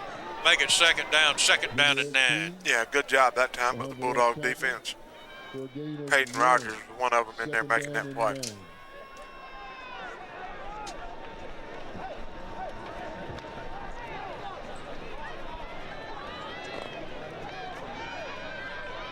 Heatherly brings his team to the line. He'll work with a wing to the right, a tight end to the left. A little misdirection, trying to get outside his Stutz. Nowhere to go. He got a few yards out of it. He's down just short of the 10-yard line. It's going to be 3rd down and 5 yards, and another nice job of staying home and playing position defense by the Bulldogs. Well, he was able to pick up about 4 yards, and again, as you said, the Bulldog defense did a good job of making him turn back in, and when he turned back in, there wasn't immediately anybody there for the Bulldogs, which allowed him to pick up the 4 yards. Keep an eye on Austin. He comes wide to the right. Cortland Earl will be out there with him. Handoff goes. He got some running room outside. down at the 5-yard line, taken down hard, but not until he gets a first down. And he had plenty of running room. Somebody got caught inside, Keith. Yeah, just a good play right there by South Pontotoc, a little stretch play where they were running it, trying to get him to the outside. We got hooked on our end there on our left side. Nobody there to make the play, and our defensive backs had to come up to make the play. But by then, he already had the yardage for the first down. Bulldogs check Gibbs and Regalado in along that defensive forward wall of the Bulldogs. First and goal is the situation for the Cougars. Quarterback's going to keep it off the right side. Taken down once again, taken down hard at the 2-yard line, or just shy of the 2-yard line. Second down and goal to go from the 2. Good job there by number 51 for the Bulldogs, Zane Chapman, filling the hole there and putting a big lick on him. And good job of stopping it up there. Bulldog defense has got their backs to the wall, got to play hard here. Looks like, Kurt, we're going to have a timeout. End of the quarter, guys. End of the quarter, okay. At the end of the quarter, the Bulldogs and the Cougars tied up. You're listening to Bulldog Football on WNAU. Uh-oh. Guess what day it is? I know you can hear me, Mike. What day is it? Mike. What day is it? What day is it? Huh? It's your birthday. Woo-hoo! That's right. What's happier than a birthday girl on her big day? A guy who shopped at Van Atkins. You know she's worth it. Woo-hoo!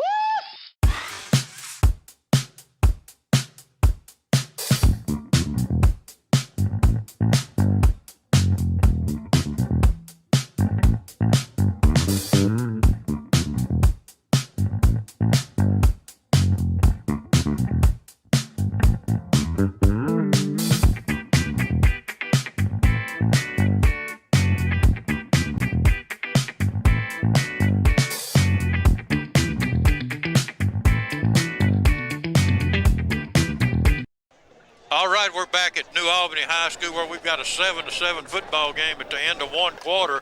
That's New Albany and the South Pontotoc Cougars, and it looks like it's going to be another one of these Friday nights, Keith, where we go right down to the wire. Yep, you got it, Kurt. We're going to have a battle. We got one on our hands right here. They're moving the football. They run the football really well. I hadn't seen a whole lot of their passing game, but they do run the football really well. A goal-to-goal situation for the Cougars at the 2-yard line. David Goods down there looking right at it as they get in a power eye set. David looked like he got in. Touchdown for the Cougars. They got in a power eye set and they just bulled the Bulldogs out of there. Not much we could do about it, Keith. No doubt about it there. They're going to load that thing up, and number 18 for them, Chase Long, is a 6-foot, 230-pound running back that got just a little bit of speed, but he's definitely got power, and they just loaded up and ran it right up the middle that time. I actually think some of these backs these guys have are some of the bigger backs we've seen this year. Yep, I agree.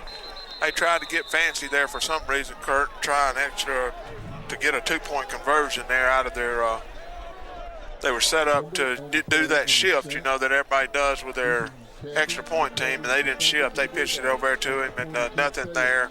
So it's going to be 13-7 Cougars with 11:54 left in the first half. Let's send it down to David. David?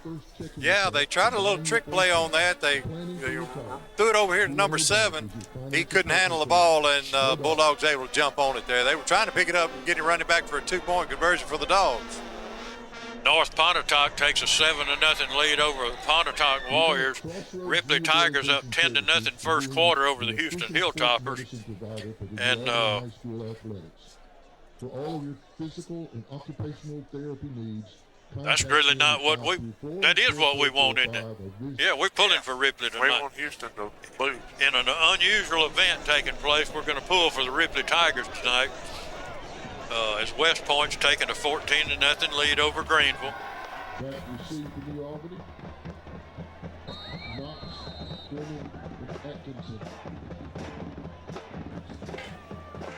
And New Albany gets a kickoff return team. This is a pooch kick, Keith. As you mentioned earlier, you thought it might have been, and that's exactly what it is. They're going to mark it right at the 35-yard line. Kicked it out of bounds again, Kurt, and the Bulldogs are going to make them kick it again, and I just don't understand I mean, I understand the pooch kick. I mean, everybody does it, but basically they've kicked it out of bounds 2 times in a row, and they weren't even really close to staying in bounds. And I kind of like it right here. Coach Stubblefield says, okay, if you want to do that, that's fine. We're going to make you kick it back up 5 yards and kick it again. And I like that. It makes them kick the football down the field. Exactly. Kurt, this kickoff and all kickoffs is brought to you by Northeast Mississippi Community College. Northeast had a big win last night over Coahoma in the last seconds, beating them in Clarksdale 21-20. And if you want to watch the Tigers, I think they've got one more game this year. You can watch them at nemcctv.com. Go Tigers. Shaw knocks an accident back deep, but waiting to kick. It's going to be kicked down the middle this time. Caught at the 36-yard line, out to the 40, the 45, out to the 42-yard line, or 47-yard line, taken out of bounds. And Keith, I couldn't tell who that was with the football. It was Zane Chapman. He's moving to running back. He liked it. Zane looked like he's been running the football all his life. Oh, guys, Zane got him a touchdown last week and picked up a fumble and ran it back several yards, so he thought he was going to do it again tonight. He caught the bug, and now he's going to be a running back. Well, he did a good job that time. He ran the football hard and was able to get us good field position.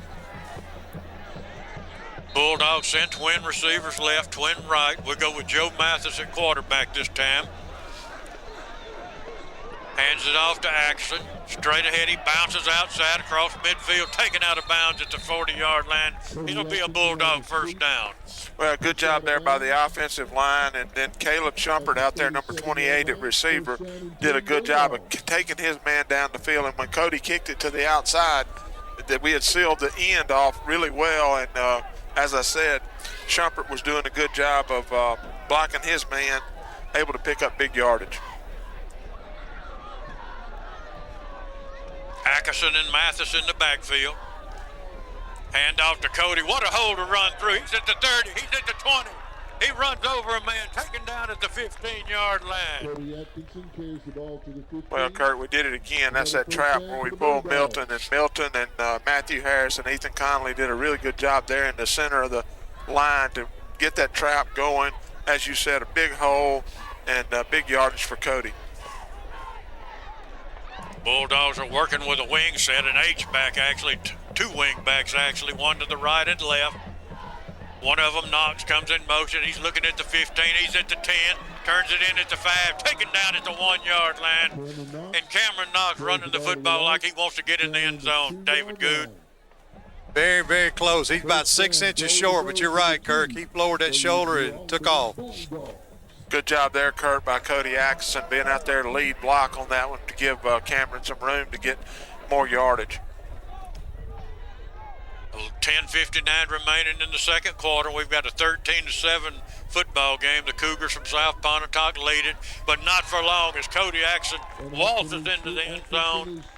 And we've got a tied football game pending the extra point, and Miss Kelly comes in for that. Got to give the guys up front credit that time. Patrick Gibbs, Matthew Harris, Ethan Conley, Milton Rigolato, and Ethan Cathy.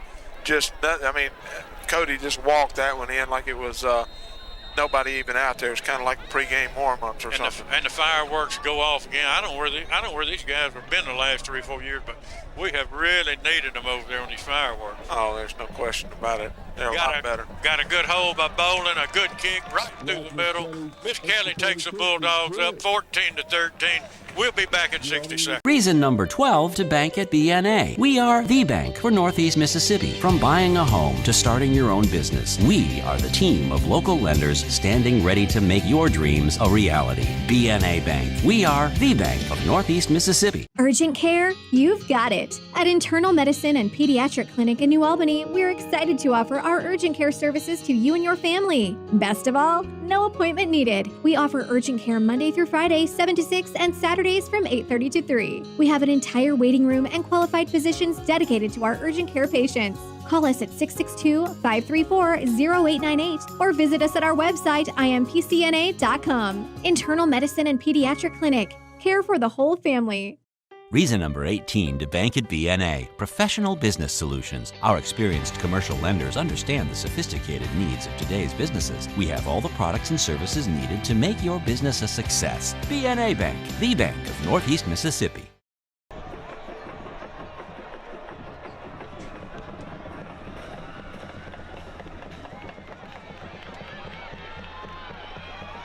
Skelly's going to kick it to the South Pontotoc, and he kicks. Guy's going to run it right up the middle, able to make Muskelly miss. Then he's going to continue to roll. We got a penalty there, Kurt, and I believe it's going to be a face mask on the Bulldogs, if I'm not mistaken. But big run back for the Cougars right there. Hold on to see what the call is. Hopefully I'm wrong, but I think it was face mask on the Bulldogs. Send it down to David Good. They're discussing it right now. I haven't seen any kind of indication. I'll tell you what, David, these guys have some guys that can run with a football. You're exactly right. They get a little open space, they take off. He is a personal foul on face mask. Add 15 more onto the end of the play, and the Cougars from South Pontotoc are going to have the football at the 19-yard line. They trail the football game 14-13, 10:39 remaining. Before your right glass and aluminum halftime report. Kurt, that was just a case of not tackling right there, and our kickoff team has done such a good job all year, and that time just not able to make the play. Really have, Keith. They work with a big running back in there. They shift number 19, Stutzy, back there. They hand it to Stutzy. Straight ahead he goes. He's digging and he's grinding, and he gets inside the 15 to the 14-yard line. He'll gain 6 yards on it. Good job there by the offensive line for South Pontotoc getting pushed. And Cameron Knox, number 2 for the Bulldogs, came up from his defensive back position to make the play. Second down and about 4 yards to go for the Cougars. Good place for a turnover. Well, we could really use one, David. As Heatherly hands it off to the big running back, puts his head down actually at the 10, gets down to the 9, taken down by a couple of Bulldogs. Looks like number 72 for the Bulldogs. I think that's 72 Davis on the tackle. That's Kai Davis. I'll tell you one thing. This young man for South Pontotoc, number 18, Long, is a physical runner. He's one of the more physical runners we've seen all year. He runs the ball with a purpose. He'll be the lone running back. He's going to get the football. He's going to get inside the 5 to the 4-yard line. I don't know if the Bulldogs can stop him, Keith. He's a hard-running running back. Well, he definitely is, and he's getting obviously some good push up front from his offensive line. And that time wasn't really a big hole there, but once first contact was made, he just continued to drive his feet and was able to pick up yardage to get down inside the 5-yard line. Looks like it's second down and goal for the Cougars. Heatherly packs everybody in tight. He gives it to his wide receiver on the end around. Nowhere to go this time. Coming up out of that secondary, making a good play for the Bulldogs. Well, just a good job there. They were trying to stretch it out to their right side of the field, and our defensive back came up to hold containment on the outside, and the guy did a good job of cutting it up. Looked like he was going to go in, and one of the defenders for the Bulldogs came up and made a great play. I couldn't tell the number, but really good job of tackling.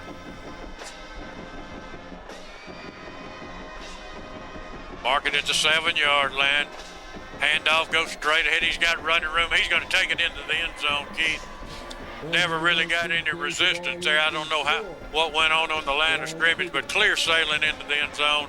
Now we've got a 19-14 football game. Well, just good hard physical running again. Good blocking by the offensive line for South Pontotoc, and just easily went into the end zone. Looks like they're going to probably go for 2 here since they missed it before. As you said, 19-14. We got 8 minutes and 14 seconds left in the first half. I think the Pontotoc Cougars are going to go for 2. They're going to take a timeout. We're going to send it back to the station. You're listening to the Bulldog Football Network on WNAU. At Pregame Landscape, we have a commitment to improve the environment. while presenting a canvas that is creative, functional, and adds value to your life. Pregame Landscape offers professional landscape architecture services where we can turn your dreams into a reality. We also have the experienced staff to properly build your landscape from hardscape, plant installation, irrigation, drainage, and lighting systems. Our maintenance professionals can keep your landscape performing at its best. Pregame Landscape, we're in the business of nature. Quality jewelry never goes out of style. That's why Van Atkins showcases a beautiful antique and estate jewelry collection. The craftsmanship and elegance of days past can still be worn and enjoyed today. From museum quality masterpieces to affordable vintage looks, we have something for everyone. We're also in the market for your unwanted jewelry that needs a new home. For the finest treasures that only get better with age, come to Van Atkins Jewelers, historic downtown New Albany. Throw a little pass out in the flats, it's going to be complete, and they're going to have a 2-point conversion. We're going to have a 21-14 football game with 8:14 remaining in the first half. Yeah, Kurt, they just rolled it out there. That was just a kind of fake to dive there in the middle, and he rolled out to his right side, had a running back that just kind of released out there in the flat. He led him perfectly, and a successful 2-point conversion.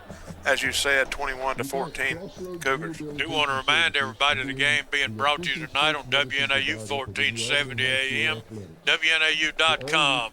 For all of you on the mobile devices and those at home watching along on the live stream, brought to you by Chris Russell and the New Albany Journalism Department. Tonight's student camera people, Brianna Liggins on the cameras, Kiara Carter, Luke Henry, and Aaliyah Hudson, all doing a nice job with that New Albany Journalism Department. Kurt, we got another Northeast kickoff. The Tigers have one home game remaining this year versus Holmes. That's next Thursday. That will be the finish out the season for the Tigers. And if you can't make it, you can watch it on NEMCCTV.com. Squib kick, and I think that might be Chapman again, and this time he's going to take a knee. Dang, Zane. What in the world is Zane Chapman doing taking the knee, David? He's one of our best runners. Well, I think it's kind of surprising him rolling on the ground like that. He was just happy to stop it. You get over there and tell him the next one to pick it up and go. I saw some promise in him with that running, and good play by Zane that time just to get the ball. Again, it was kind of a line drive right at him, and he got it, got down on it. Bulldogs have possession at the 35. It was a smart play, and we've just given him a hard time. As Shettles comes back at quarterback, he rolls to his right. He's taken down. He could have given it on the dive, might have misread that one a little bit, Keith, by pulling it. Nowhere to go. He's going to be taken back to the 28-yard line. Lost about 8 on it. Yeah, number 14 for the that's going to be Dawson for the Cougars, just made a good play. And as you said, that Shettles might have read that differently and given it to the back, but either way, lost yardage, 2nd and long. Simpson will work it running back for the Bulldogs. Atkinson out. Snap gets away, and Shettles is going to be taken down back at the 19-yard line, but we're going to have I think we're going to have a face mask, but we're going to have something. They went to Shettles' head. It's going to be a personal foul, and I think it'll be a face mask, David. It is a face mask. He about jerked his helmet off. That'll give us a first down. Well, that snap hit him. Looked like to me it hit him in the hands. It just kind of went right through his hands. And Bulldogs are fortunate to get the penalty that we were able to get. Going to move it back up to about the original line of scrimmage, maybe a yard shy. Going to be 3rd down and about 11. 2nd, I think. Okay, I'm sorry. It is 2nd. 2nd and 11. Back to pass of Shettles. Now we've got to stop at the play. We're going to have illegal procedure on the Bulldogs and going to back ourselves up 5 yards now. Well, obviously that's not what we want to do. I mean, after we get a play like that penalty. But again, 2nd down. It's going to be 2nd down and 16 yards to go for the Bulldogs. 7:22 remaining in the second quarter. 21-14 to score. South Pontotoc leads the football game. Shumpert in the slot. Shaw wide to the right. Shettles is the quarterback. He's back to pass. He's looking. He's got time. Throws it across the middle. Couldn't get it. He had Shaw open, but he threw it a little bit behind him. It'll go incomplete. Yeah, had plenty of time. Good job of the guys up front of giving him time, and he kind of was surveying the field, and as you said, cut inside and just threw it just a little bit behind him. Braden was just off with it just a little bit.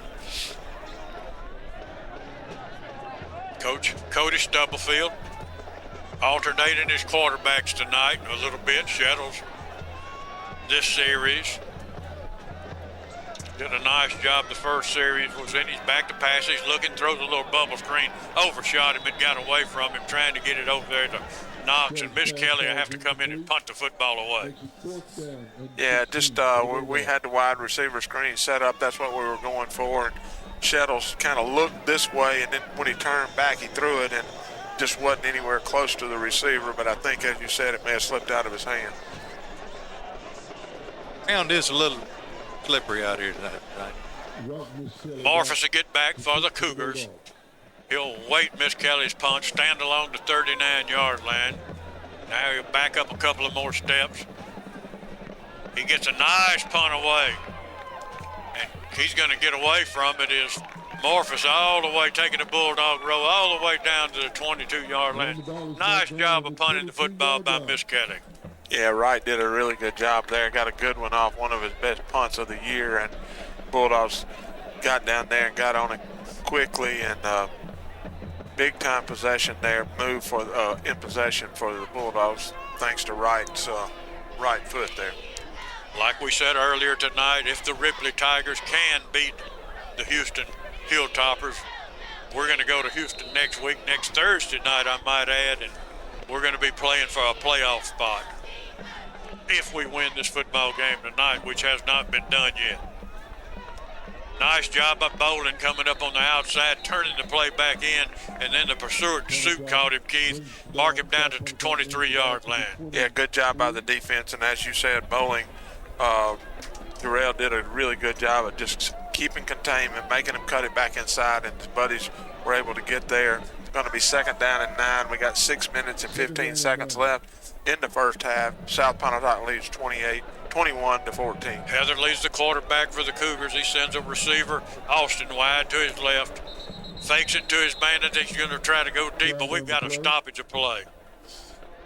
Well, I think it's going to be a penalty on them. I'm not 100% sure, but false start it is. And Kurt, they were looking that time. We talked about their receiver, number 28.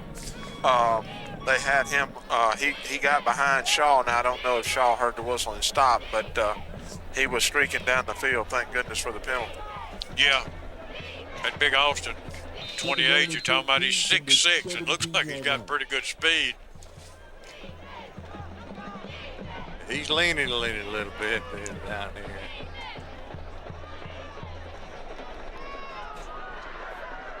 Heatherly talks it over in the huddle. Now they come up.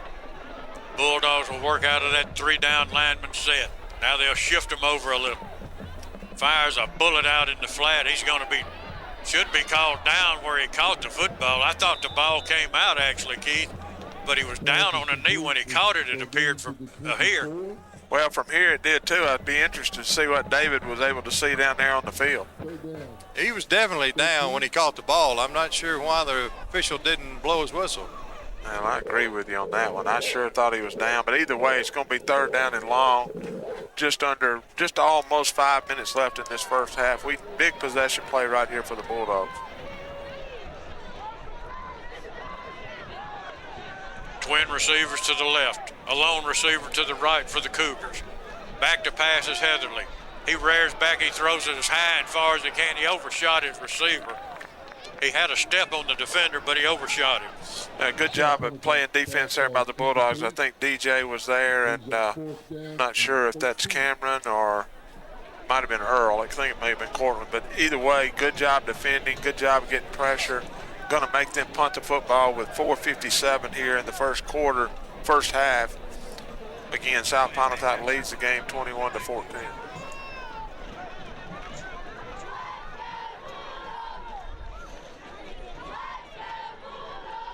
Bulldogs ought to get pretty good field position on it. It's a high snap. He reaches up and gets it and got it away.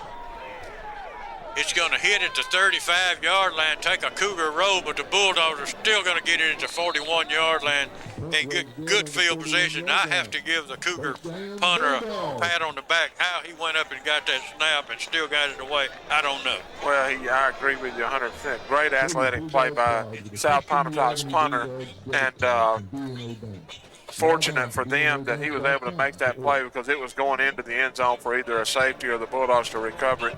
But as you said, the Bulldogs have possession of the football at the Cougars' 41-yard line. 4:47. That was a wide receiver, Austin. He's 6'6". That's how he got it. Bulldogs are going to check their offensive team onto the field to get Joe Matheson come in at quarterback. Gives it to Cody Axon. Looks outside, cuts it back inside, drags a man for 5 yards. Finally taken down at the 25-yard line. And Cody Axon is showing some of that leg strength, Keith. Well, good job there by the offensive front there, running that trap again. And Cody just did a good job of waiting for the hole to be created, and he ran. And they actually had him, and as you said, he got about 10 extra yards after the initial contact. And I'm going to tell you, Regalado just doing an excellent job of pulling on that trap play. This time going to give it to Knox, trying to get outside, breaks a tackle, spins from another one, inside the 15-yard line, down to the 15, excuse me. Nice job of hard running back, Cam Knox. Well, trying to get Cam on the corner. Obviously, he's got plenty of speed, a great athlete, and just wasn't able to really get to the corner. And then he showed that he has strength as well, because once they got a hold of him, he just kept pushing and pushing, was able to get some extra yardage. Mark the football at the 16-yard line. Matheson, Atkinson will be your running backs. Shaw comes in motion. Mathis gives it to Atkinson, and he's got nowhere to go. He's going to lose a yard, maybe 2 on it. It's going to be 3rd down and a couple of yards. Well, nothing happening there. That time South Pontotoc just won at the line of scrimmage, and we weren't able to get any push at all. Going to be 3rd down, and looks like a long one to me, Kurt. That's what it'll be. Hobson to come in and check his work as an H-back. Cody Atkinson to be your running back. Hand off to Cody, and once again following Regalado. He's got running room. He's inside the 15, down to the 10 to the 8. Well, that time Kurt Gibbs and Matthew Harris had blown their guys off the ball on the left side over there along with Conley, and then Milton just came around. There wasn't anybody to block. He just ran, led him up through the hole. They blitzed the linebacker from the backside, or he kind of came late, but he just wasn't able to get to Cody, and good job by the offensive front that time. Knox will work in the slot to the left. The Bulldogs will work a tight end on the right. Hand off straight ahead to Atkinson, and this time he says, I'm going into the land of milk and honey. Cody Atkinson. Good job again by the offensive front. Same play that we ran before, but this time we brought Matthew Harris from his left guard to the right side with the trap. Everybody on that front wall blocking. Cody doing a good job of running. Good offensive series by the Bulldogs.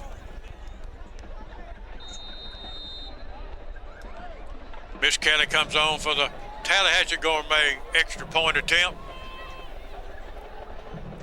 He's got a good snap and hold, and once again nails it right down the middle. 21-20. We'll be back in 60 seconds. Reason number 18 to bank at BNA, Professional Business Solutions. Our experienced commercial lenders understand the sophisticated needs of today's businesses. We have all the products and services needed to make your business a success. BNA Bank, the bank of Northeast Mississippi. Insurance agencies and companies may appear to be the same on the surface, but you'll discover a world of difference when you look a little closer. The biggest difference is the people who serve you. At Collins Insurance Agency, we've been through the good times and the not-so-good times too, always serving the people of this area with the very best in insurance coverage from some of the world's finest insurance companies. Collins Insurance Agency in New Albany. Reason number 12 to bank at BNA. We are the bank for Northeast Mississippi. From buying a home to starting your own business, we are the team of local lenders standing ready to make your dreams a reality. BNA Bank. We are the bank of Northeast Mississippi. All right, getting ready for this Northeast kickoff here Muskelly's getting ready to approach the football. Tie game 21-all with 2:55 left in the half. He's going to kick it deep. He's going to kick it over to the left side, the right side for them. He's taking the ball right back up the middle again. Bulldogs are going to get him down, Kurt, at about the 32-yard line.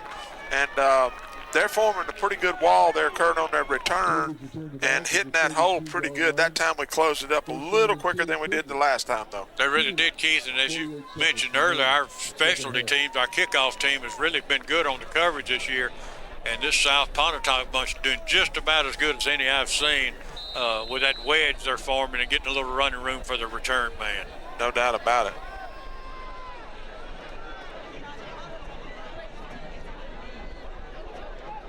South Pontotoc's going to have a receiver. They're going to hand it to Long again up the middle, going off the right side. And again, Kurt, he was hit early right at the line of scrimmage. It just keeps churning and churning and picking up big yardage there. That time going to have about 7 yards. Carried a couple of Bulldogs with him for the last 5 of them.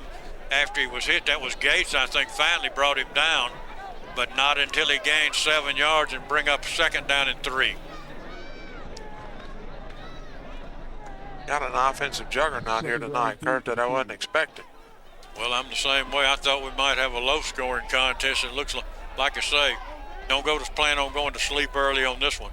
Heatherly's he's lined up at quarterback, going to send Long in motion. He's dropping back. He's got a receiver right in the middle of the field. Good job there by number 21 for the Bulldogs.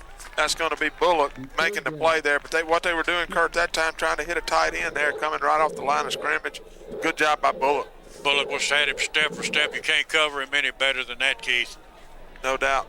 Working from a linebacker spot, drop back in that hook zone, and nice coverage by Bullock. It'll bring up 3rd down and 3 for the Cougars, and a possession play for the Bulldog defense. Big play right here, Kurt. Need to get that ball back. Heatherly's going to be at quarterback. He's got Long to his left. He's going to take the snap. He's going to fake it, come around the corner. Great job by Bowling. Going to stop him short of the line of scrimmage. Going to actually lose yards, Kurt. It's going to be 4th down for the Cougars. Keith, it beats me every week we see somebody come out and they always try that play to Bowling's side, and I've yet to see it work this year. Well, I agree with you. I think you're right. I think you've talked about it a couple of different games. And looks like the Bulldogs, Kurt, are going to try to call timeout, get this football back, and see if we can't get it in the end zone before halftime. Well, we've got a minute and a half left before your right glass and aluminum halftime report. And, David, I don't know if we're going to get to rest easy tonight. This one looks like it's going to go to the wire. Yeah, it's a couple of guys just battling middle time out there tonight. We'll see. Maybe we'll get it regrouped at halftime. Jarrell Bolden, we talk about him. He's a 5'7", 150-pound junior. Some of these guys, got another year, another 2 years left. They just don't realize how good they can be if they really work at this football. It's a game. DJ Fair catches it, and he misses it, he fumbles it, and I don't think he got it back. We've got to pile up, and I think the Cougars recovered it. Well, it was just a big high punt by the Cougars, and DJ was standing there by himself, and he gave the fair catch signal and just hit his hands and dropped right down to the ground. South Pontotoc had 5 or 6 guys there. They were able to get on the football. They're going to have possession inside the Bulldogs' 35-yard line with 1:39 left in the half. Couldn't hold on to it, and he shook up and got his arm bent a little bit. And number 7 is checking the football game. Jeff Bolin will be working in his spot at safety. And the Cougars come with a little misdirection, got a little bit of running room inside the 30 down to the 26-yard line. Give him 9 on it. Well, Curtin, and that you called it there, misdirection there. They brought number 19, Stutzy, from the left side to the right after they had faked it inside to Long, who's had so much success tonight. He got around the corner, able to pick up big yardage on 1st down. 2nd down and 3. 3 down linemen set for the Bulldogs. Back to passes, Heatherly. Looking. He's well covered. I don't know if he caught it in bounds or not. Yep, he did. They're going to give it to him for sure. 1st down for the the Cougars. 1:05 left in the half, and they're going to have the football about the 16-yard line. DJ Robertson to check back in the football game. Jeff Bolin to check out. That's a change at safety. Davis to check out along the front. Regalado checks in. 1:05 remaining before halftime. What Heatherly's going to bring, he's going to shift his running back Long to his left side, and Long lean forward, and they get direct snap to Heatherly. Oh, we had him in the backfield, Kurt, and he was able to dodge and move to the right, able to pick up probably about 7 yards. And Kurt, looked to me like Long might have been in motion there on that one. Well, I thought he might have too, and I thought the Bulldogs, like you said, had him at the line of scrimmage and didn't get him stopped, but the clock runs 45 seconds. Quarterback keeps it again, this time straight ahead, and this time he might have got a first down. Going to be really close. They're putting it on 3rd down, and they got a timeout with South Pontotoc with 34 seconds left here in the first half, and the Cougars are on the move. We'll hold it right here, Keith. I tell you what, it's a crucial series for the Bulldogs because we're both moving the football up and down the field. But it sure would be nice the Bulldogs get this threat stopped. Well, we talked about at the beginning of the game, our offense has been struggling for 3 or 4 games in a row there. And tonight, the offense has been moving the ball really well. And defense has had some struggles. And then we have that special teams area there that, we're trying to get the football to get it in the end zone ourselves to end the half. And unable to make the play on the punt. They have it, and they're moving. And, you got 3rd down. Obviously, this is a big play right here. If we could stop them, you would think they might try a field goal, which obviously would be better than them getting it in the end zone. We got a big halftime for you tonight. We got French's Flower Shop going to bring you the New Albany High School Marching Band, as they've done for years now. Bill French and all of them down on Bankhead Street. We'll have Chevron Shortstop bringing you scores from all over the state of Mississippi as we wrap up these 34 seconds remaining in the half. 3rd down, 1 from the 7. Heatherly's got 2 running. He's there in the kind of a low, and he fumbles the football, and I think the Bulldogs have the football, Kurt. Keith, he went up under center, Keith, and he was going to run out of that power I said, and the Bulldogs stop him. Bulldogs hold, get the football back on the turnover. That's exactly right, Kurt. They had a backfield, full power backfield. Heatherly went up under center and just not able to take the snap, and the Bulldogs are going to have possession. Looks like for sure, Bulldogs possession. Big play right there, obviously, Kurt, in the football game. And right now with 27 seconds in a tied football game, I'm not going to try to do any coaching tonight, but if it's me, I'd take a knee and run out the clock. You're not going to do any coaching, but you are going to do something. You just, tonight, the game has moved up and down the field, so big offense, and I don't know, I might agree with you too, but then when you have weapons like we have, you might want to take a chance as well. I try to hit Knox or Shaw down deep. David Good will be joining Coach Cody Stubblefield as the half comes to an end. You should have just kept being a coach because you and Coach Stubblefield agreed. Joe's going to take a snap and take a knee, and that's going to end the first half, Kurt, with a 21-21 tie. It's running on down 14, 13, 12. Yeah, if we had a little bit better field position, I might not, but we're back down right there. The last thing you want to do with 30 seconds is turn the football over, and that will bring us to the end of the first half. We're going to hold it right here. We're going to join Coach Cody Stubblefield and David Good down on the sideline. I think that's Aaliyah Hudson down there with them, working the cameras tonight, and she always does an excellent job. All right, we got Coach here. Coach told me earlier today that you wanted to shoot a lot of fireworks tonight. Well, what do you think so far? We got 3 scores. We're happy about that. We just got to keep moving the ball. We're working a couple quarterbacks. They're both doing well. We got to keep going offensively. We're winning the line of scrimmage up front. So the offensive line got to keep doing a really good job. Defensively, we're losing the line of scrimmage, the battle up front. So we got to bear down defensively and make sure we take care of some of those big guys, especially the big running back. Big stop there for the Bulldogs right before halftime. Yeah, huge. We're talking about bearing down and making something happen right there, and that's exactly what they did. So big stop for sure. Good luck the second half. Thank you. Back up to you guys. We're here at New Albany High School. We've got a 21-21 tied football game at halftime. We're going to take a couple minutes break, then we're going to join the Right Gas, Glass, and Aluminum halftime show.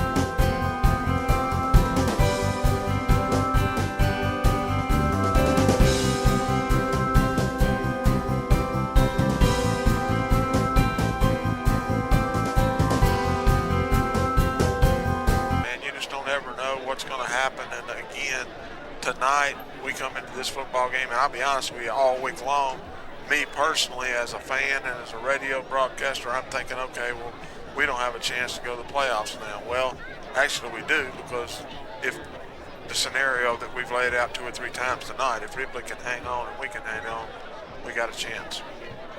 We will be back with the second half kickoff after these messages.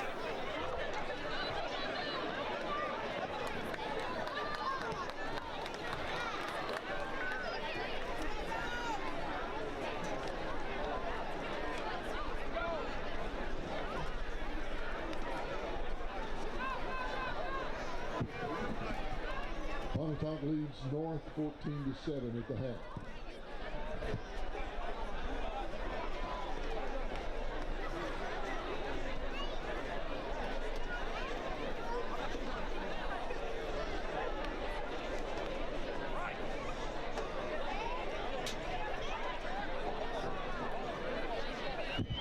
Myrtle's up 9-0 at the half.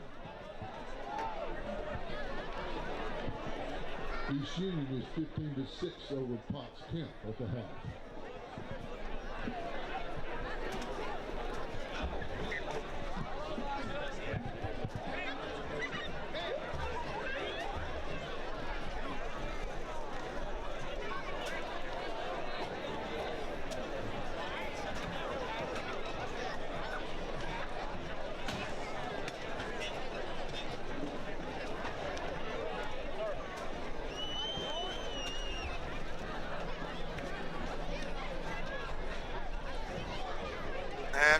The Bulldogs will be kicking off to the Cougars.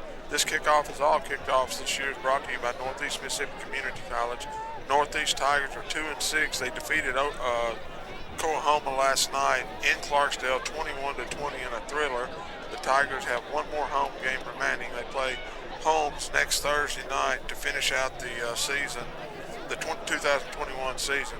For up-to-date news and schedule on all Tiger athletics, visit www.nemccathletics.com, and you can also watch the athletics on nemcctv.com.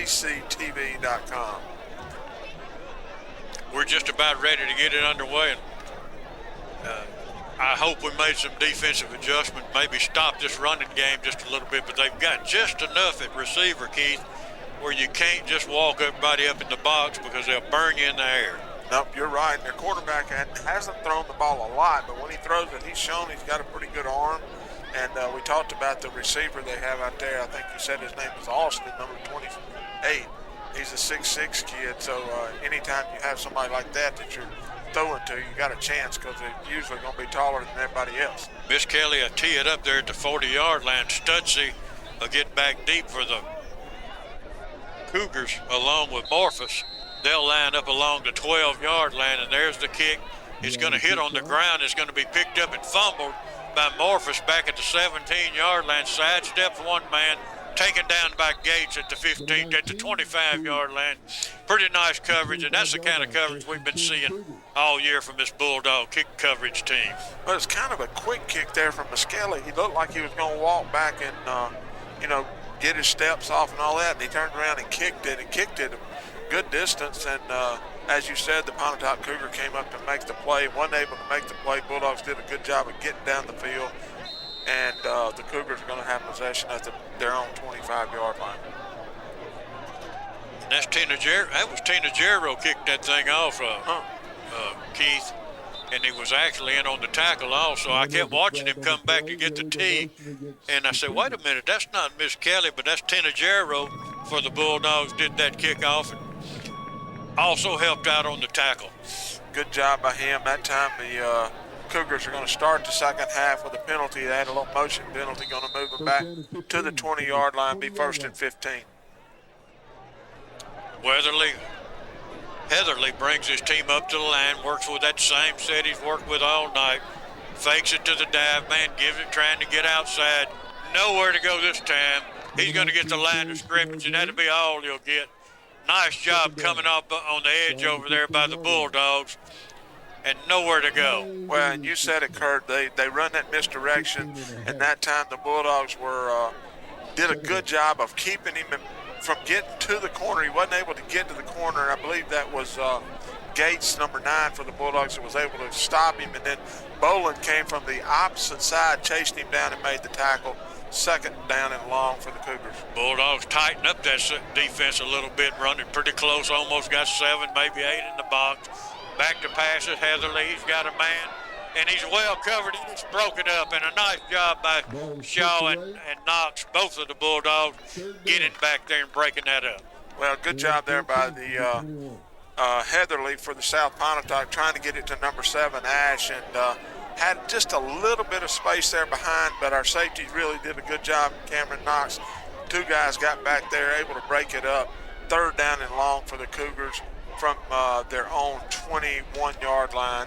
11:05 left here in the third quarter, 21 all. Beautiful night here at New Albany High School. Facilities in excellent shape. I can't believe the condition of the field at this time of year here late in October. As Heatherly sends a man in motion, back to pass, he throws it across the middle. He's got a man open, breaks one tackle, still on his feet. Finally taken down by Knox at the 46-yard line. And it'll be a first down for the Cougars. Guys, we got laundry on the field. And he's going to come back, it looks like. It looks like it's going to be on the Cougars. Let's hope it is. Any indication, David? Illegal shift on the Cougar. Illegal shift. Kurt, watch for that play right there again later tonight, because what they did, they brought Long out of the backfield, and we actually had him covered really well. He showed not only is he powerful, but he can actually make a good catch, because we had 2 guys right around him, and Heatherly just dropped it right in there. Good catch, but obviously a good break for us that there was a penalty on it. It'll be 3rd and 19, Keith, from the right at the 15-yard line. We're going to call it the 15 as Heatherly sends twin receivers wide to the left. Motion along the line of scrimmage. No call. Trying to get it to the big man, Austin, and they complete it. Breaks the tackle, and he's in the foot race at the 20, at the 10, and he's going to take it to the house. And you can't fault the Bulldog coverage. They were there, Keith. Just didn't break it up. Well, again, we talked about him being 6'6", and that time Heatherly just dropped back, and the receiver, Austin, got behind the defenders, but we were able to recover and get back.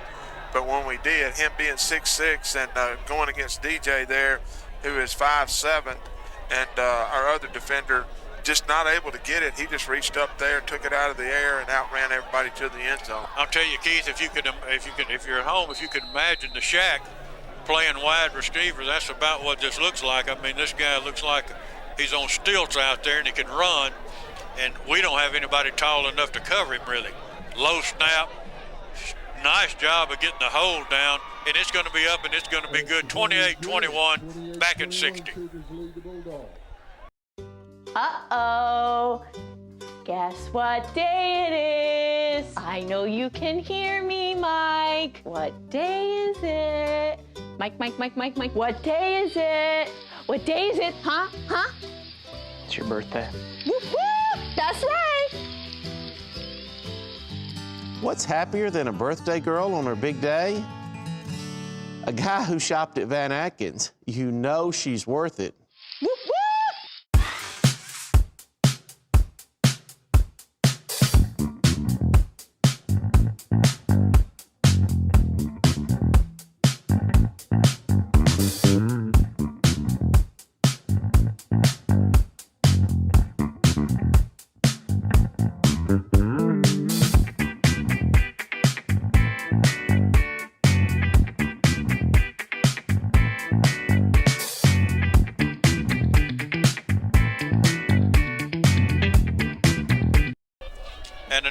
Bulldogs get Shaw, Atkinson, and Knox back deep along the 15 and 20-yard respectively. They've been pooch kicking, and if they do the same thing they've been doing, it's going to come right over here to Cortland Earl. Yep. They don't want to kick it deep to our deep guys. This squibbing, and there it is. Cortland's going to get it, and he's going to fall on it. Ball's actually loose, and the Cougars may have it, Keith.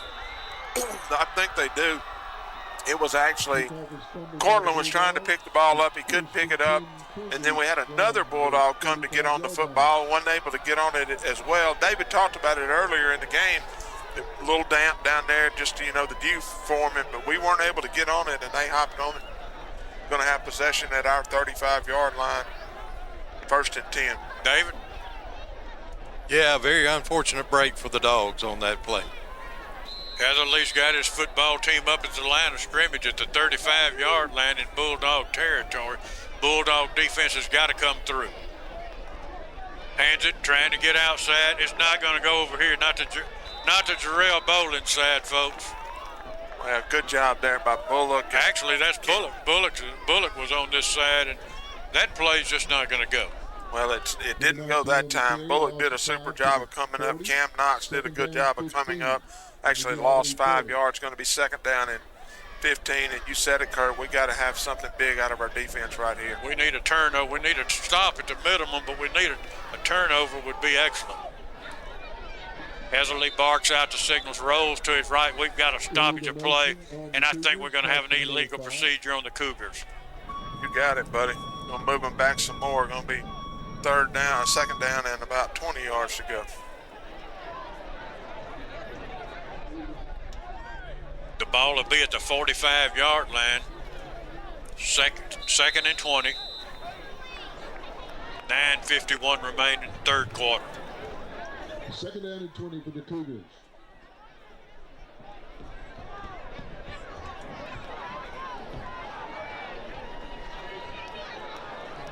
Heatherly sets his running backs to his left. He fakes it to him. Now he rolls to his right. He's looking. Throws it in the flat. Once again, well covered but caught. Taken down from behind at the 30-yard line. It'll be about 4 yards shy of a 1st down, but another nice play by the Cougar and another nice catch. Well, I can't tell if that was number 10 or if that was number 18 for them, but you called it. It was a really good catch, and Heatherly was just rolling out to his right, and he had that tight end running back just kind of floating out there and laid it on him perfect. 3rd down and 5 to go for the Cougars. A wing T set, handoff to 19. Got a little bit running room on the outside. Inside the 20 to the 19-yard line, and the Cougars are on the move. Well, again, they ran it. We talked about them running it to their left side, and just wasn't anything there. That time they went back to their right side, to our left side, and got to the corner, able to pick up 1st down yardage. Cougars, as you say, are on the move inside the Bulldogs' 20-yard line. Bolin checks in the game. Gibbs checks in the game. Change along the defense for the Bulldogs. 1st and 10. Handoff straight ahead. This time is going to be nowhere to go. First contact right there by, is that Gibbs? Yes, sir, it was. 2nd down. And again, 11. Good job by Patrick that time. He had just come in the football game and just got pressure and was able to get in the backfield. Lost yardage for the Cougars. Got 8 minutes and 10 seconds left in the 3rd quarter. South Pontotoc leading 28-21. Heatherly comes up. Long will be his running back. He's a strong runner. He's trying to get outside. He breaks one tackle, still on his feet inside the 10. Down to the 9-yard line. It'll be a 1st down. It'll be 1st and goal to go. Guys, we got laundry again. Well, it's a good thing. We need some more of it. Legal block in the back. Bring them back 10 yards, maybe 15. I'm not sure, Keith. Move them back from if it was holding, it's from the point of the infraction, right? That's right. Well, they're going to be 2nd down and about 13 yards to go for the Cougars. But again, every time they run that play, they're running that misdirection. They run it to our left side, they're successful. If they come to our right side, they're not successful. So if they're going to try it, maybe they'll try it this way. Twins to the right, long as you're running back. Try to run a little bit of reverse. Got some running room this time. Coming up out of the secondary, flying up out of the secondary is Cameron Knox. Makes a nice tackle at the 18-yard line. Well, Kurt, that time it wasn't the same play, but it was the same purpose of the play. They ran a little reverse coming back this way and had open space, and number 2 for the Bulldogs, Cameron Knox, did a super job coming up from his safety spot, showing his athletic ability, making a big play. Going to be 3rd and 9 for the Cougars. Great open field tackle by Cameron. No doubt. Heatherly sends Austin wide to the right. You better send somebody with him.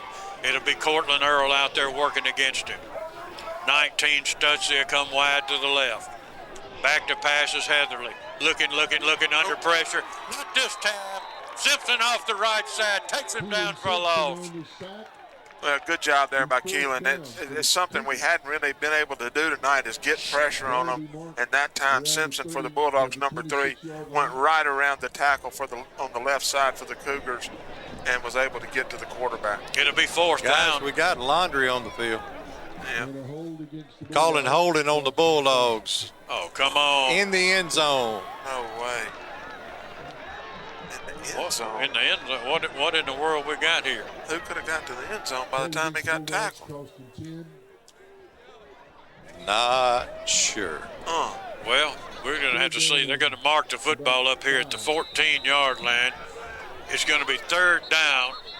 It's going to be 3rd down. Now we got a stoppage of play. We've got a timeout on the field. Got a coach from South. We're going to hold it right here. We got a South Pontotoc coach on the field, and if I was down there, I'd be out there too, because I don't understand where the penalty could be thrown and how the ball can wind up where it is. I can't either. I don't know it. They're marking it somehow, David Good, at the 14-yard line. Did you not say it was a hold in the end zone? Yeah, well, that's what they called. It was a holding. Now, I'm not exactly sure it was in the end zone. It was very close to the end zone. I'm thinking they're just giving them a 10-yard penalty. I think it would be a 1st down. Well, they're still discussing it. Now they're coming in and talking it over as a group. And I don't know that they have a automatic 1st down in high school football. Not an automatic 1st down, but a hold is marked off from the scene of the crime. Now the flag was, here's the situation. I think the flag was actually thrown down around the goal line, actually in the end zone, but I think the hold was seen back up here at the 4 or 5 yard line. As best I can figure out, I don't know. Possible. Like I say, I just saw the flag laying in the end zone. The penalty was on New Albany. Quite frankly, it's almost impossible for the ball to be where it should be if it was a hold on the Bulldogs. Well, that's exactly where it's going to be with 3rd down and 5 or 6 to go. Now they're going to come over, they're going to explain it to Coach Stubblefield. He's the one that really needs an explanation and wants to know what's going on. We've got the privilege of wondering. Nevertheless, they're going to leave it right at the 14-yard line. It's going to be 3rd down and 5. A big defensive play for this Bulldog defense. Stutzy comes in motion, trying to get outside, breaks one tackle, breaks another one. He's going to be short of a 1st down. He's going to get 2 yards, Keith. It's going to bring up 4th and 3, and it'll be a big 4th down and 3 as you'll ever get. Well, again, they ran that play, bringing him in motion, trying to get him to that corner, and the Bulldogs did a good job of coming up and not allowing him to make it to the corner. Looks like, I thought they were coming out with a field goal, but I believe they're actually going to go for this. 4th down and about 4 yards to go for the Cougars. Now this is where you want to watch out. They're going to try to draw us offside. That's the common thing that everybody does nowadays. So we don't want to jump. Heatherly's going to go up under center, and we took the bait. We took the bait unless there was some movement along that offensive line, and I did not see any. It's going to be an automatic 1st down. Yep. 1st down, Cougars. 1st down for the Cougars.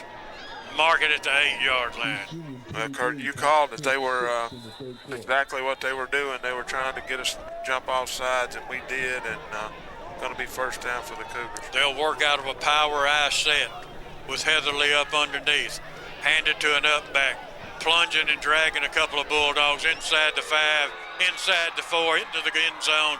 touchdown for the Cougars. He just refused to come down. Yeah, just good hard running right there by the Cougars, and they're an extra point away from taking a 14-point lead with 5:06 left in the third quarter. Well, they're going to run some kind of fancy formation, extra point. Now they're going to come back to a normal situation. Leading this football game 34-21. He's got a good snap and hold, and he's got a good kick. And it's going to be 34-21, and we're going to be 35-21, and we're going to be back in 60 seconds. Reason number 12 to bank at BNA. We are the bank for Northeast Mississippi. From buying a home to starting your own business, we are the team of local lenders standing ready to make your dreams a reality. BNA Bank. We are the bank of Northeast Mississippi. Urgent care? You've got it. At Internal Medicine and Pediatric Clinic in New Albany, we're excited to offer our urgent care services to you and your family. Best of all, no appointment needed. We offer urgent care Monday through Friday, 7 to 6, and Saturdays from 8:30 to 3. We have an entire waiting room and qualified physicians dedicated to our urgent care patients. Call us at 662-534-0898 or visit us at our website, impcna.com. Internal Medicine and Pediatric Clinic. Care for the whole family. Reason number 18 to bank at BNA. Professional business solutions. Our experienced commercial lenders understand the sophisticated needs of today's businesses. We have all the products and services needed to make your business a success. BNA Bank, the bank of Northeast Mississippi. All right, we're back as the Cougars have gone up 35-21 on the New Albany Bulldogs with 5:06 remaining. It's going to be a little squib kick, and they may have gotten it again. It hit a Bulldog line. And that's exactly what happened, Keith. And when it rains, it pours, and it's pouring down right now on the Bulldogs. Well, and we talked about it earlier in the game. They had kicked one like that went over our head. And I'm convinced now, after watching them do this, that was their intent with that kick earlier in the first half. They were trying to kick the ball at us, see if they could get lucky and get it to bounce off. And again, it's done it 2 times in a row. I think you're right. They're kicking it at us and trying to see if our up guys can field it. That's exactly what they're doing. Now we've got a must-stop situation.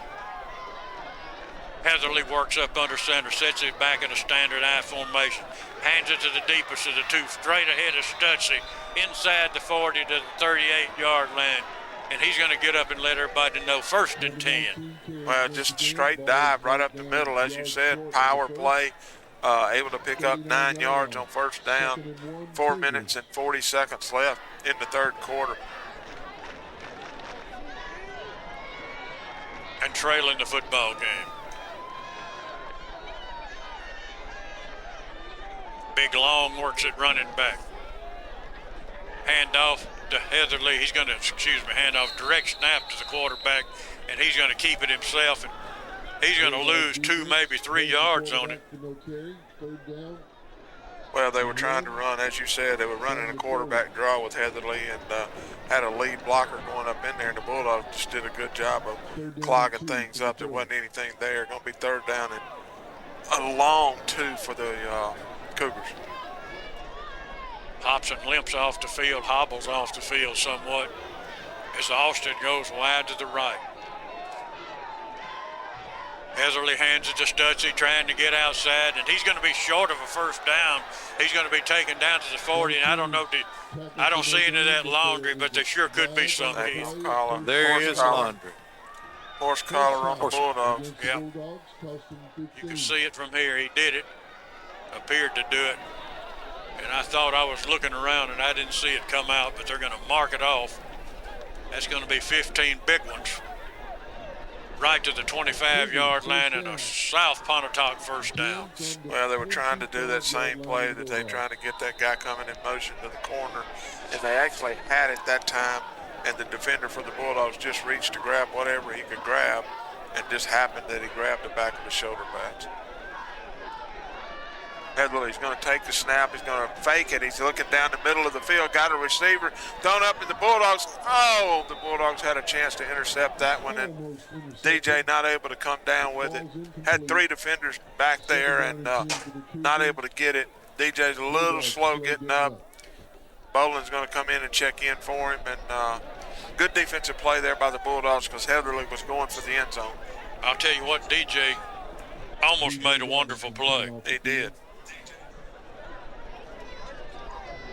Desperately needed play for the Bulldogs. Yep, that would have been a good one for us, Dave. Okay, Heatherly's got it at the 25-yard line, 2nd and 10. Fakes it up the middle, hands it outside, turns up at the line of scrimmage is all he's going to get. And a nice play by the Bulldog defense of reading the keys. They stayed in there, played position football, read their keys, and it looked like Bullock, Regalado, Gibbs all in there on the tackle. Yeah, another good job by Bolin that time, turning them back, and as you said, several guys there to make the play. Going to be 3rd down and about 9 for the Cougars. Just under 3 minutes left in the 3rd quarter. And state the obvious here, this is a big, big play for the Bulldog defense. And there goes Austin wide to the right. You better keep an eye on him. Heatherly rolls to his right. He's trying to get it to Austin. He gets it to him. He's taken down, but not until after he gets another 1st down along the 10-yard line. Well, what they did that time, they just took Heatherly out and rolled him out to the right. You called it. They had Austin out there in a one-on-one situation, and the Bulldogs giving a little too much cushion there. He ran a little out route. Weatherly put it right on him. No problems there, and picked up the 1st down. Going to be 1st down and 10 yards to go from about the 11-yard line. They being South Pontotoc, I'll go back to that power I set. They'll hand it to the deep back. He's going to hit in the middle, get hit. He's going to break a tackle, bounce it outside, on his feet, inside the 5 to the 4. Well, again, we've talked about it all night, how hard the young man runs the football, and they just went off the right side of their offensive line. Physical play, physical blocking, and he ran the ball really hard. Going to be inside the 5-yard line at about the 3, maybe the 2.5 for the Cougars. I think the Bulldogs, now we're going to get somebody out of the game. That's going to be Davis. Up under center in a power eye, goes it up, back into the end zone, touchdown Cougars, and they're going to go up 41-21 here in the 3rd quarter. Well, again, that time it was Long, number 18, again running the football, and just power football. He's a physical young man, runs the ball hard. His offensive line doing a good job of blocking. And they're an extra point away from going up 3 touchdowns on the Bulldogs with 1:38 left in the 3rd quarter. Guys, the Bulldogs have not run a single play in the 3rd quarter on offense. Well, we're offsides on the extra point. They'll probably decline it since it went right through the middle. And David, you're right, we haven't run one, but we're not going to run one this time unless we catch the kick, or at least fall on it. I mean, they've had basically 2 onside kicks that have bounced off our kickoff guys, and then they've taken the ball and driven down the field. We've got, at some point in time, to quit letting these little mistakes happen. That's what's the difference in winning these ball games and losing them. I agree with you 100%. Looks like Coach Stubblefield and his staff are putting our hands team in on the kickoff return this time. They've seen it enough, and they're just going to get some guys up there that encourage them to make the play, catch the football. They are. That's exactly what they're going to do, although the one was mishandled by Cortland. He is a hands guy. But, 2 big mistakes there on the kickoffs, and all of a sudden we've got a 42-21 football game.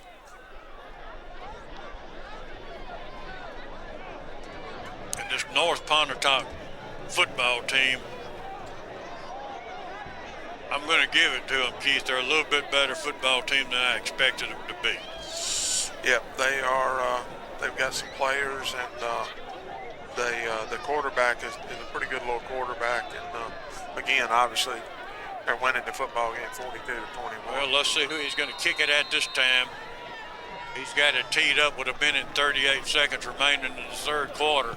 And this time he kicks it high, and that's going to be Knox, I think, fielding it to 15 to the 20, turns it inside at the 25 to the 35, taken down at the 37-yard line. 1st and 10. Now the Bulldogs, they've got to get in a hurry. There's no question about it, Kurt. We got a lot of scoring to do if we're going to get back in this thing. And right now the Bulldogs have 1 minute and a half left in the 3rd quarter. trailing by 3 touchdowns. You got some scores to pass along, Keith? Well, I was going to look and see what I could find here from across the street with Chevron shortstop. East Webster is over Eupora 42-7. That's in the third quarter. Choctaw County over Bruce 41-7. Myrtle Hawks over Walnut 26-0. East Union over Potts Camp 23-6. Mathis works at quarterback, Simpson's at running back. Almost mishandled the snap. Simpson and Mathis do a good job of connecting on it, got a 1-yard gain out of it. It'll be second down and really didn't get a yard. We're going to call it 2nd and 10. Well, you said it there, just almost a bad exchange, almost a fumble, and good job by Keelan to be able to keep his hands on the football, but really nothing there. Still in the third quarter. Back to passes, Joe Mathis. He's looking. He's got a man. Shaw at the 40. He's at the 30. Still on his feet at the 25. Nice job of catching the football by Shaw. Nice throw by Joe Mathis. Well, good job there by Shaw. Good route. He ran a little out and up, and Joe did a good job. Had a good offensive line, did a good job, gave him time. Joe put it right on him, perfect, and big play that we needed right here. Twin receivers left and right for the Bulldogs. Simpson's your running back. Handoff goes to Simpson. Looks inside, cuts outside, runs through one tackle, sidesteps another. Inside the 10 to the 6-yard line. Well, good job by the guys up front blocking, giving some space. Joe did a really good job of reading that. He waited till the very last minute to let Keelan have it. Keelan ran hard off the left side. Another big play. We got right at 30 seconds left in the third quarter. Bulldogs trying to get it in the end zone. Bulldogs will check Hobson in the game. He'll be in the game. Peyton Rogers will work as a tight end. Bulldogs kind of in a power set. Hand it in there behind them. Fumble the football, and I think the Cougars may have it. David? Yeah, Cougars got it. Number 18, the running back, man, got the ball. Never got a good exchange from the quarterback and the running back, and the ball just laid on the ground. 18 picked it up for the Cougars. Well, Kurt, it's one of those things. Joe and Keelan are coming off. They're talking to each other as they walk to the sideline, but we talked about it earlier. They almost had a tough exchange, or almost had a bad exchange earlier in the drive, and that time just kind of wasn't really sure if he wanted to take it or give it, and fumbled the football, South Pontotoc ball. Well, if they drive it down and score this time, it'll be what you call over. Yeah, probably right. We're capable of moving this football if we can stop them. Heatherly works with two backs. Now he shifts one to the wing. Now he brings it back. He hands it straight ahead off the right side a little bit, grinds out about 4 yards. Well, again, if I'm coaching the South Pontotoc team and I've got 18 on my team and I've got a 3-touchdown lead, that's what I'm going to do. I'm going to give it to him and let him grind out as much as he can. Able to pick up about 4 yards there, which is going to end the third quarter with the Bulldogs trailing this football game to South Pontotoc 42-21. You're listening to Bulldog Football on WNAU. At Pregame Landscape, we have a commitment to improve the environment while presenting a canvas that is creative, functional, and adds value to your life. Pregame Landscape offers professional landscape architecture services where we can turn your dreams into a reality. We also have experienced staff properly build your landscape from hardscape, plant installation, irrigation, drainage, and lighting systems. Our maintenance professionals can keep your landscape performing at its best. Pregame Landscape, we're in the business of nature. Quality jewelry never goes out of style. That's why Van Atkins showcases a beautiful antique and estate jewelry collection. The craftsmanship and elegance of days past can still be worn and enjoyed today. From museum-quality masterpieces to affordable vintage looks, we have something for everyone. We're also in the market for your unwanted jewelry that needs a new home. For the finest treasures that only get better with age, come to Van Atkins Jewelers, historic downtown New Albany. At the 12, 13-yard line, Well, the Houston Cougars are the Houston Hilltoppers are trying to make a comeback. It's got a 38-30 football game. Ripley leads 38-30 in the third quarter. Houston's got they do that, don't they? Didn't they get behind when you went to see them play Pontotoc? Yeah, they've got a great quarterback. Parker's his first name. Can't think of his last name. I can't think of the first one, but he's a really good ball player. Red Parker. We'll see him next Thursday night. Right now, we've got to worry about this Bulldog defense making a stop. Come on up and hit him, Shaw. And this guy just does not want to come down very easy. You got to lock up. Shaw hit him about as hard as he could, but he didn't wrap him up. And the man plunged for another few yards. Got a 3rd and 1. Yep, young man is just a physical runner, and he's got a pretty good offensive line up there. They're not big guys or anything, but they're getting enough blocking in there, giving some space. Looks like we got a flag on the field, David. Do you know anything about that flag? Well, it's not on there. No flag. All right, my bad. Long, the running back we're talking about, listed at 230 pounds, and he can move. Standard I formation. Hand off to the deep back. He's got a first down. He's got more. He's across the 25 to the 26. Right up the middle, 6-7 yards. Yeah, just like we talked about, they're just going to line up. With this lead, you would think they would want the clock, obviously, to run, and they're just lining up in your standard I formation and just running the ball right in the middle of the field. Simpson checks in. Gates checks out. Change along the defensive wall for the forward wall for the Bulldogs. Wing T-type set. Wing on each side with a running back. Working out of a shotgun. Handoff goes to Stutzy trying to get outside. He's got some running room, and he got a head of steam, and he's hit about the 34-yard line. Gained about 5 on it, looks like, Keith. Yeah, they've ran that play all night to both sides of the field, and they've ran it with him quite a few times. He's able to get to the corner, and looks like we're going to have a penalty on the Cougars, and move it back. Holding. The Cougar fans are not happy with the call, but it is going to move them back. We got 10:28 left in the football game. The Cougars are on top 42-21.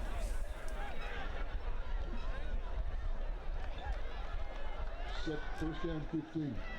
Cougars taking their time in the huddle as the clock runs. Of course, it's working in their favor. The Bulldogs have to somehow get the football back. It's first down. It's 1st and 15 after the penalty. And there goes the handoff to Stutzy again, looking outside. And he's going to get 5 out of it, I think. It's going to depend on the mark, but it looks like he's getting about 5 yards every play. Well, and that's about right. That's what he got that time. And going to be second down and about 10 yards to go. The clock has gone under 10 minutes left in the football game. And you said it, Kurt, the Bulldogs need a big play, some kind of turnover or something to have a chance to win this game. Gibbs is going to check in along the defensive front for the Bulldogs.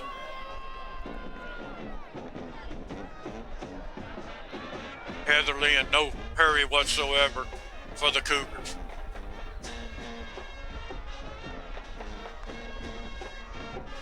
Handoff goes there. He turns it up inside, breaks one tackle, sidesteps another. Taken down at the last minute by Cortland Earl, and that's number 2. Morphus for the Cougars. They're just grinding it out on the ground, Keith, and quite frankly, doesn't appear like there's anything the Bulldogs can do about it. Well, they're just running. Got some laundry, guys. Looks like it's on the Bulldogs. They're walking it off on the Bulldogs. Well, this bunch of officials is laundry happy is what they are. It was a personal foul against the Bulldogs, so they add 15 to. Give them a first down, mark it at the 44-yard line. Well, the Bulldogs that time, that was, as you said, Morphus, and it was the same play they've been running just from one side to the other, and he was able to get big yardage and then add on the penalty. There goes the handoff to the big guy Long. He finally goes down at the 45-yard line. I think it's the first time we've stopped him at the line of scrimmage all night. Well, the thing about it is that we stopped him, and but the first guy that hit him and the second guy that hit him didn't bring him down. It took the next 2 or 3 to get him to the ground. Sure did. Really impressed with the young man. Yeah. 8:34 and the clock ticking. South Pontotoc already starting a celebration. Hopefully they're starting it too soon.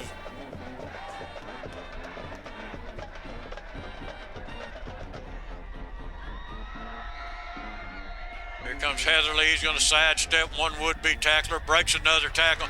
There he goes streaking down the sideline. Shaw catches him at the 17-yard line. And another first down for the South Pontotoc Cougars. And I'll tell you what, folks, I'm glad we're not keeping stats up here anymore, because I don't know how many first downs this Cougars team has made, but it's way too many.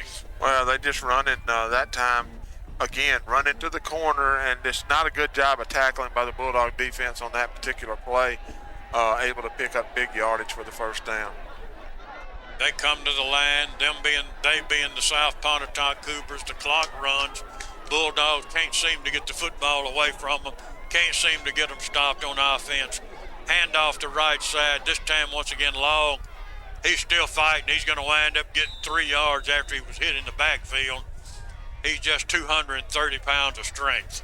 Well, reminds me a whole lot, David, of A.I. Nugent. You're exactly right. He's hard to bring down, my friend.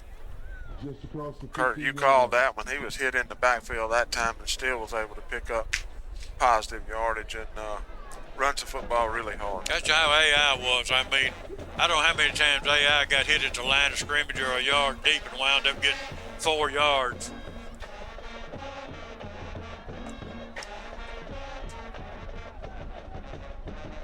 Heatherly's going to hand it to his running back, trying to get around the right edge. He's going to get close to a first down again, and the Cougars are jumping up and down, signaling 1st and 10, 1st and 10. Well, this is going to be 1st and goal because they're inside the 5-yard line. And that time that was Ash, number 7 for the Cougars, just going around their left end there and picking up big yardage.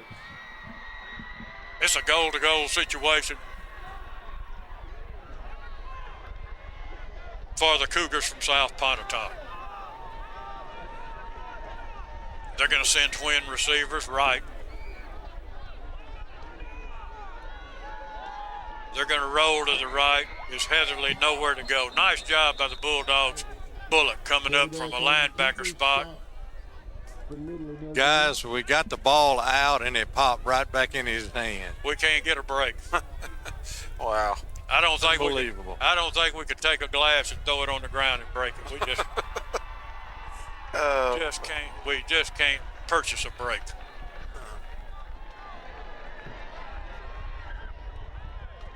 Twin receivers wide to the left.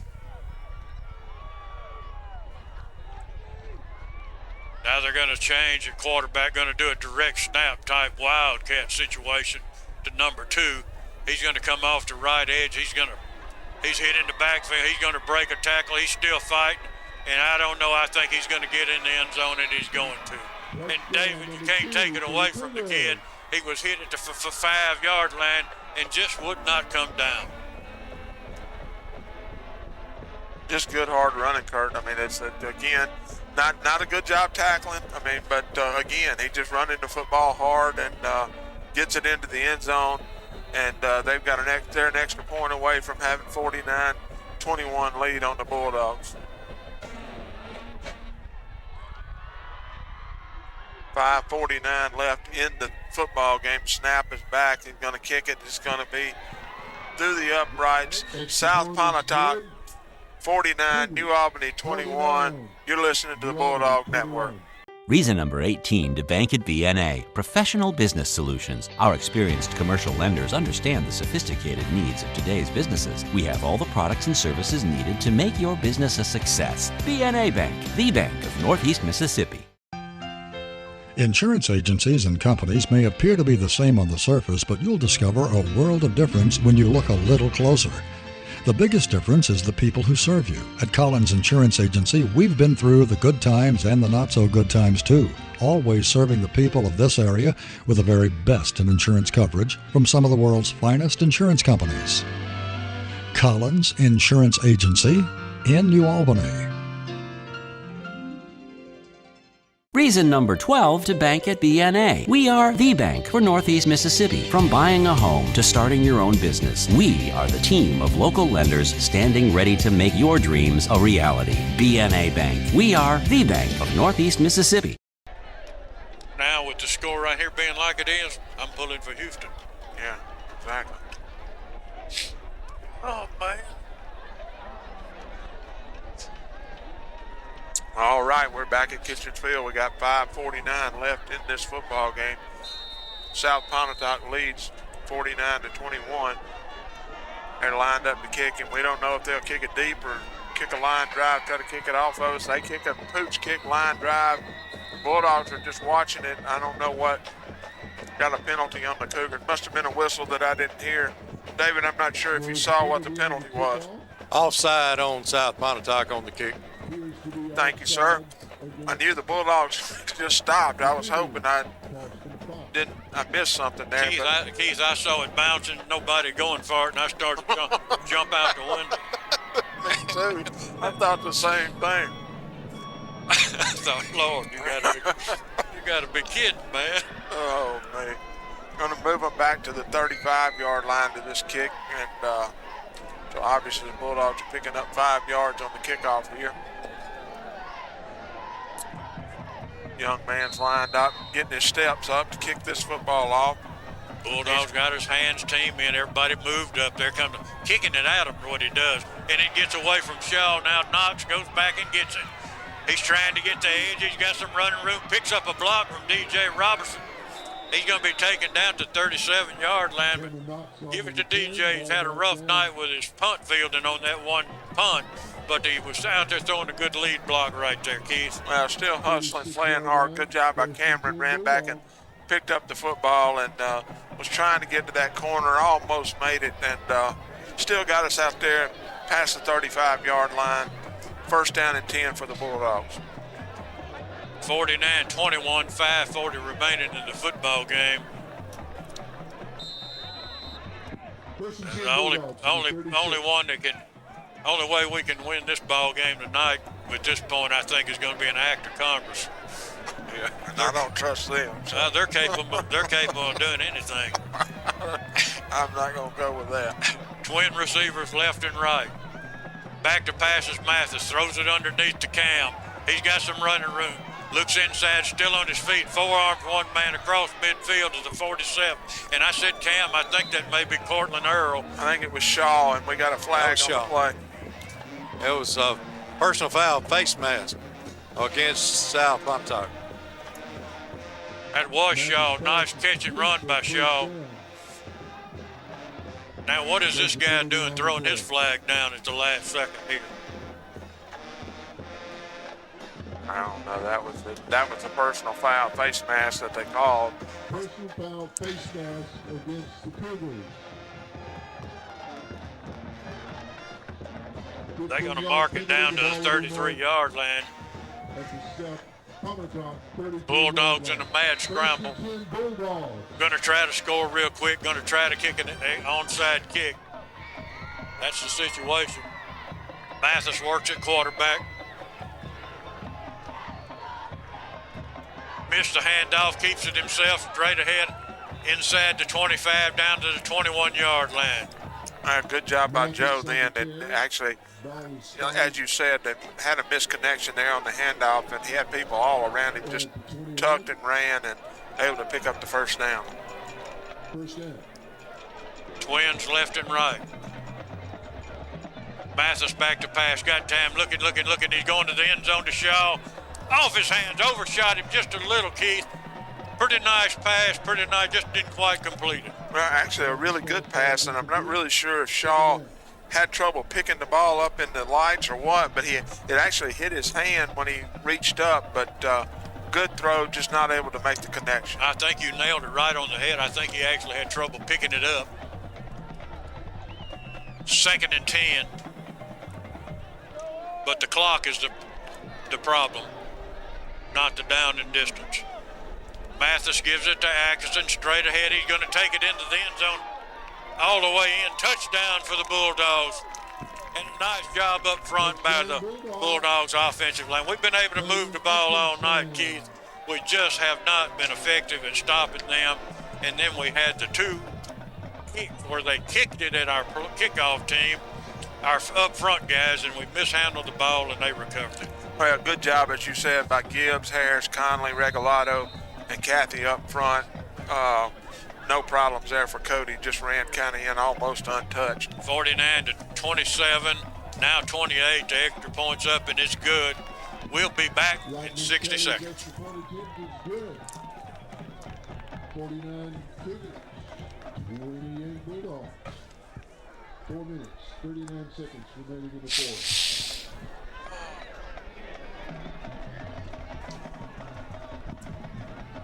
Ripley and Houston are tied at 38 with 5 minutes remaining in the fourth quarter.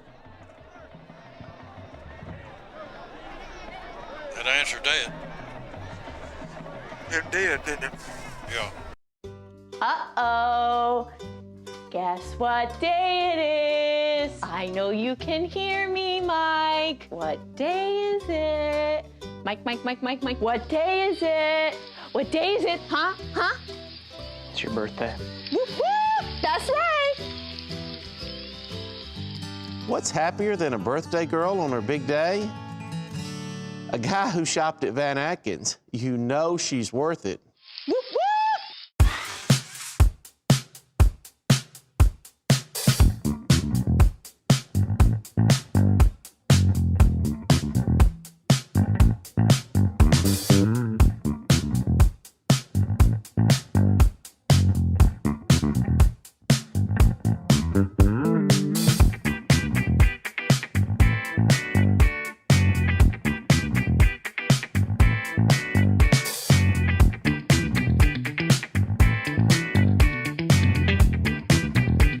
That it had to go, and Cougars going to have possession of the football on New Albany's probably 49-yard line. 4:38 left in the football game, leading 49-28.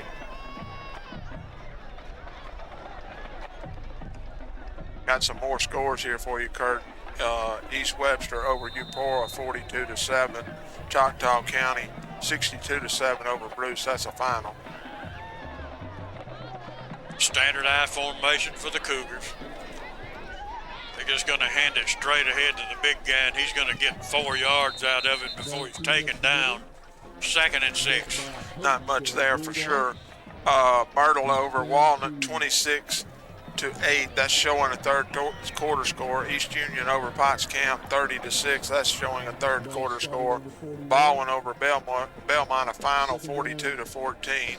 St. Stanislaus final over Perry Central 33-6. Tylertown over Jefferson County 39-0. That's in the fourth quarter. Hazelhurst over Crystal Springs 28-0. That's in the third quarter. Aberdeen 26, Hatley nothing. Bahia 20-0 over Holly Springs as Heatherly brings his team up, hands it to his up back. He's going to get the line of scrimmage. That'll be all he'll get. As we try to find some scores here, Water Valley is going to defeat Booneville 56-21. A few minutes left in the football game still. Bahia over Holly Springs 20-0. Fourth quarter, Pontotoc leads North Pontotoc 20-13. Shannon 21, Corinth Warriors 20. Shannon 44, Corinth 21. But the big score tonight is right here at Kitchens Field, and the New Albany Bulldogs made a couple of mistakes and let it get away from them, folks. That's about the size of it. Nice job by Simpson and Hobson. Gained about 1 yard on it to bring up fourth down, but we had a 21-21 halftime score. We knew we were in a shootout, and somebody was going to make a mistake, and we've made 2 in a row on the kickoff and let it get away from us. No doubt about it, Kurt. Bulldogs are called timeout, going to get possession of the football back. South Pontotoc is about to have to punt with just under 3 minutes left in the football game. Some more scores: Louisville over League Central 49-0. Kosciuszko over Northeast Lauderdale 56-6.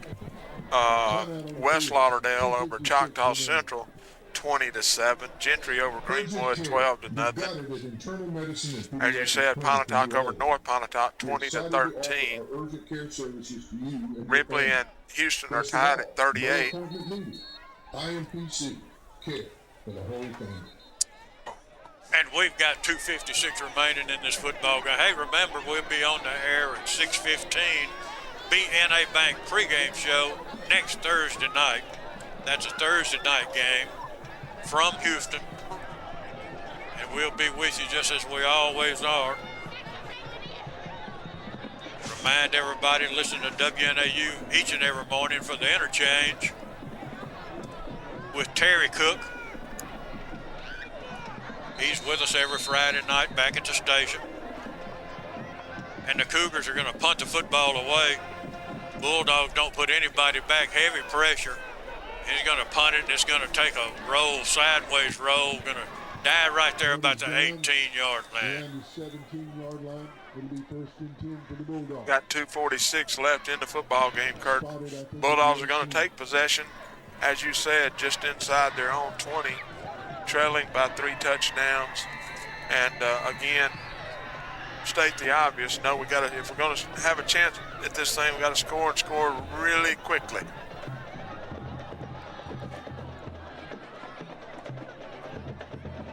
Can't hardly believe this is the last game of the year here at New Albany High School, but it is. Once again, Keith, it seems like we just started a few weeks ago. It happens every year, Kurt. You get all fired up. August gets here. You're ready for football season. You blink and you're playing the last game. And these seniors out here, we've been watching them for 4 years, along with everyone else. And they've represented this school and this community so good. You know, I know they're not going to win this football game tonight, but I'm still proud of each and every one of them. Well, again, you talk about it. That's why people come out and support all these kids and everything. Is you know, just they're representing our town, and these seniors have done a good job. Number 2, Cameron Knox, the senior, great player. Orlando Gates, number 8. Orlando Gates, number 9. Joe Mathis, number 12. Chance Roberts, number 16. Dorian Hurd, number 19. Got a penalty there, Kurt, on the field.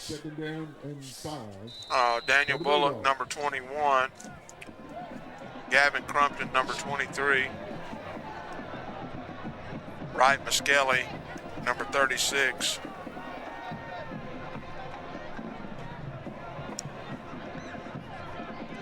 As Mathis drops back to pass, throws a little underneath screen to Shaw, picks up a nice block from Gibbs. He turns it to the sideline. He's at the 40, runs out of bounds at the 48-yard line. Well, good job set up there by good wide receiver screen. Good job of blocking by the receivers out there. Offensive linemen getting out there in front blocking. Big play for the Bulldogs. More seniors playing their last home game tonight. Number 39, Caleb Melson.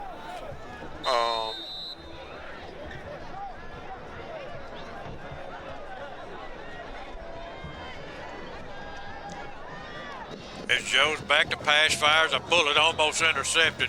Had a man on a little hook route, and old Stutzy that's been running the ball all night jumped up and almost intercepted. I think it surprised him, as you said. He looked up and there it was. Number 63, Carryon Bolden, is a senior. Milton Regalado, obviously number 71. Kyle Davis, number 72. And Nicholas Cathy, number 77. And what a job they've done. Joe looks across the middle. He's got a receiver. That's Shumpert at the 21-yard line, and I don't know that that's not Shumpert's first catch of the year. You are correct.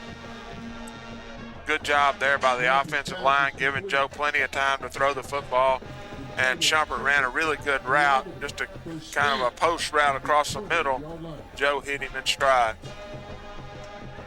And I'll tell you, Keith, we list out the football players. We've got that list in front of us, but just as excellent job by the cheerleaders crew that we've had, the New Albany band, the flag. I mean, you go right down the list, and you hear a lot of things on television this day and time, but I'm here to tell you, folks, we travel with this bunch every Friday night, and this is one well-behaved, well-mannered, proud to know them all. Got a Cougar down for South Pontotoc injured. I don't really know what happened, didn't see it, but he is on his back, and got the trainers out there looking at him. Really sure. I think Joe took a pretty good lick there too. He did. He got hit right in the back as he was delivering the football. Remind everybody, B&A Bank pregame show 6:15 next Thursday night. We'll be on the radio. We'll be streaming. That's WNAU.com. You can always pick that up on your mobile device. And Chris Ashley and the New Albany Journalism Department will be down with it. We'll be streaming live. That's just go to New Albany Schools. All next week, next Thursday night from Houston High School. They've got the player kind of getting him up. Shook up on the play. We've got 2:02 remaining in the football game. The score's 49-28. And we sure don't want to see anybody from any team get hurt at this stage of the game or stage of the season. Everything that's going to take place in the next 2 minutes is really just academic. It's for the record books, but it's certainly not going to change the outcome of this football game tonight. Well, you would think so. It would definitely be the miracle of all miracles. But, again, Bulldogs have a chance right here to get this in the end zone, second down and about 9 yards to go. Mathis back to pass, looks underneath, got a completion. Is that Shaw again? Yep. And he's going to take it to the end zone. And I'm going to tell you, Shaw, you're going to be hearing a lot of him in the next few years, folks. He's a playmaker. Well, good job there setting that up. It looked like Shaw was going to go out for a little out pattern, and then he cut it back in. Joe hit him perfect in stride when he was coming back. 2 offensive linemen, I think it was Conley and Rigolato, got out there to block, and just both of them do really good blocks. Good running by Shaw. Good touchdown for the Bulldogs, pending the extra point. By Miss Kelly, Jeff Bolin will do the snap, and he went down, and high snap, he throws it in the end zone, almost completed it. Bolin did all he could do with it. The snap was up high. He had to stand up to get it. Pass will wind up going incomplete. 49-34.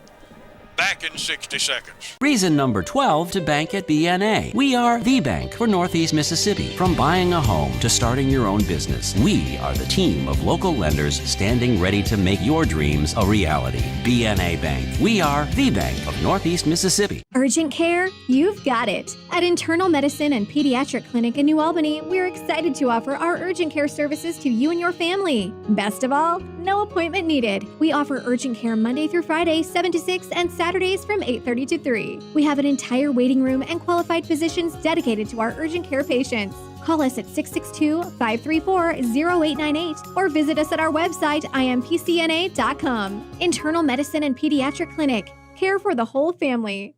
Reason number 18 to bank at BNA. Professional business solutions. Our experienced commercial lenders understand the sophisticated needs of today's businesses. We have all the products and services needed to make your business a success. BNA Bank, the bank of Northeast Mississippi.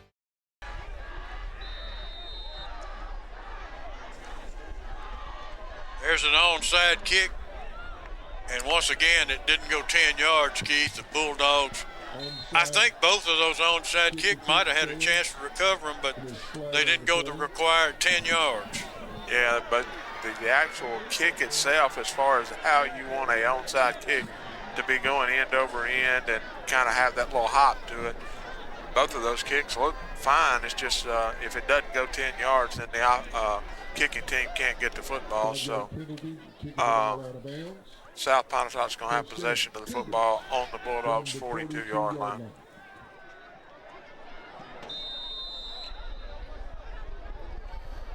(49-34) is the score in this football game.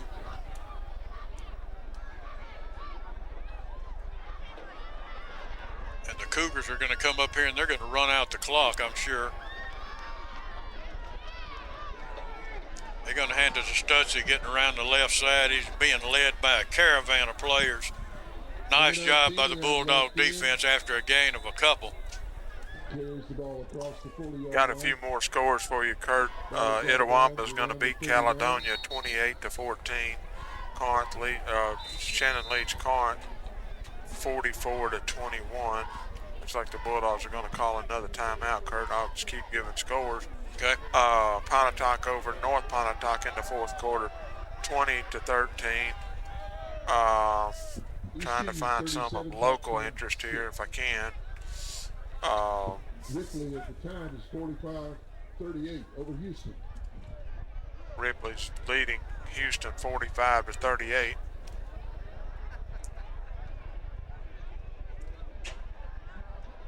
Kossuth over Mantaggia final 39-0. Bahia over Holly Springs 20-0. Baldwin over Belmont 42-14. East Union leads Potts Camp 37-6 in the fourth quarter. Myrtle still over Walnut 26-8.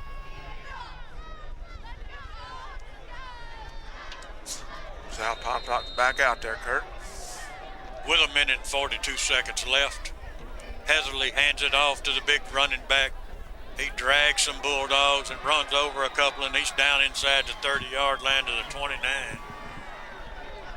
And like I said, does he not remind you of AI a lot? I don't know who he reminds me of. He reminds me of somebody that runs the football really hard and is physical. And he wants the ball. He does. He wants it. He wants contact. He wants it all. He's a good football player. Yep. And he plays middle linebacker as well. I can understand that for sure. And the clock runs minute 10, minute 9. It's going to tick on down. Quarterback's going to keep it. He's going to run around a little. He's going to be taken down about the 28-yard line as the clock runs, 53 seconds remaining. I don't think we've got any timeouts left. If we do, wouldn't really serve any purpose to you. No, I agree with you. And you look at the scoreboard, I think is that 2 touchdowns difference? I think that's 2 touchdowns difference, and that's those 2 kickoffs we mishandled, and they recovered the ball, went down and scored, and we've talked it. Hey, our coaches have talked it. They know you can't make mistakes like that with a team like we've got and expect to win.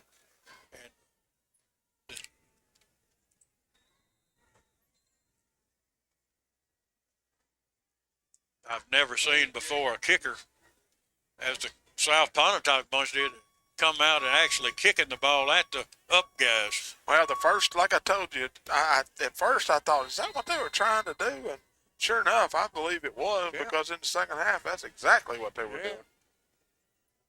And Zane Chapman made the run of his life. He did. He really did. And the Cougars are going to celebrate, and they've got every reason to do so. Bulldogs are going to huddle up down with Coach Stubblefield, and they're going to get their act together, and they're going to come back out just like they've done every game this year. They're going to come back out, and they'll be ready to battle when we get to Houston Thursday night. I can assure you of that.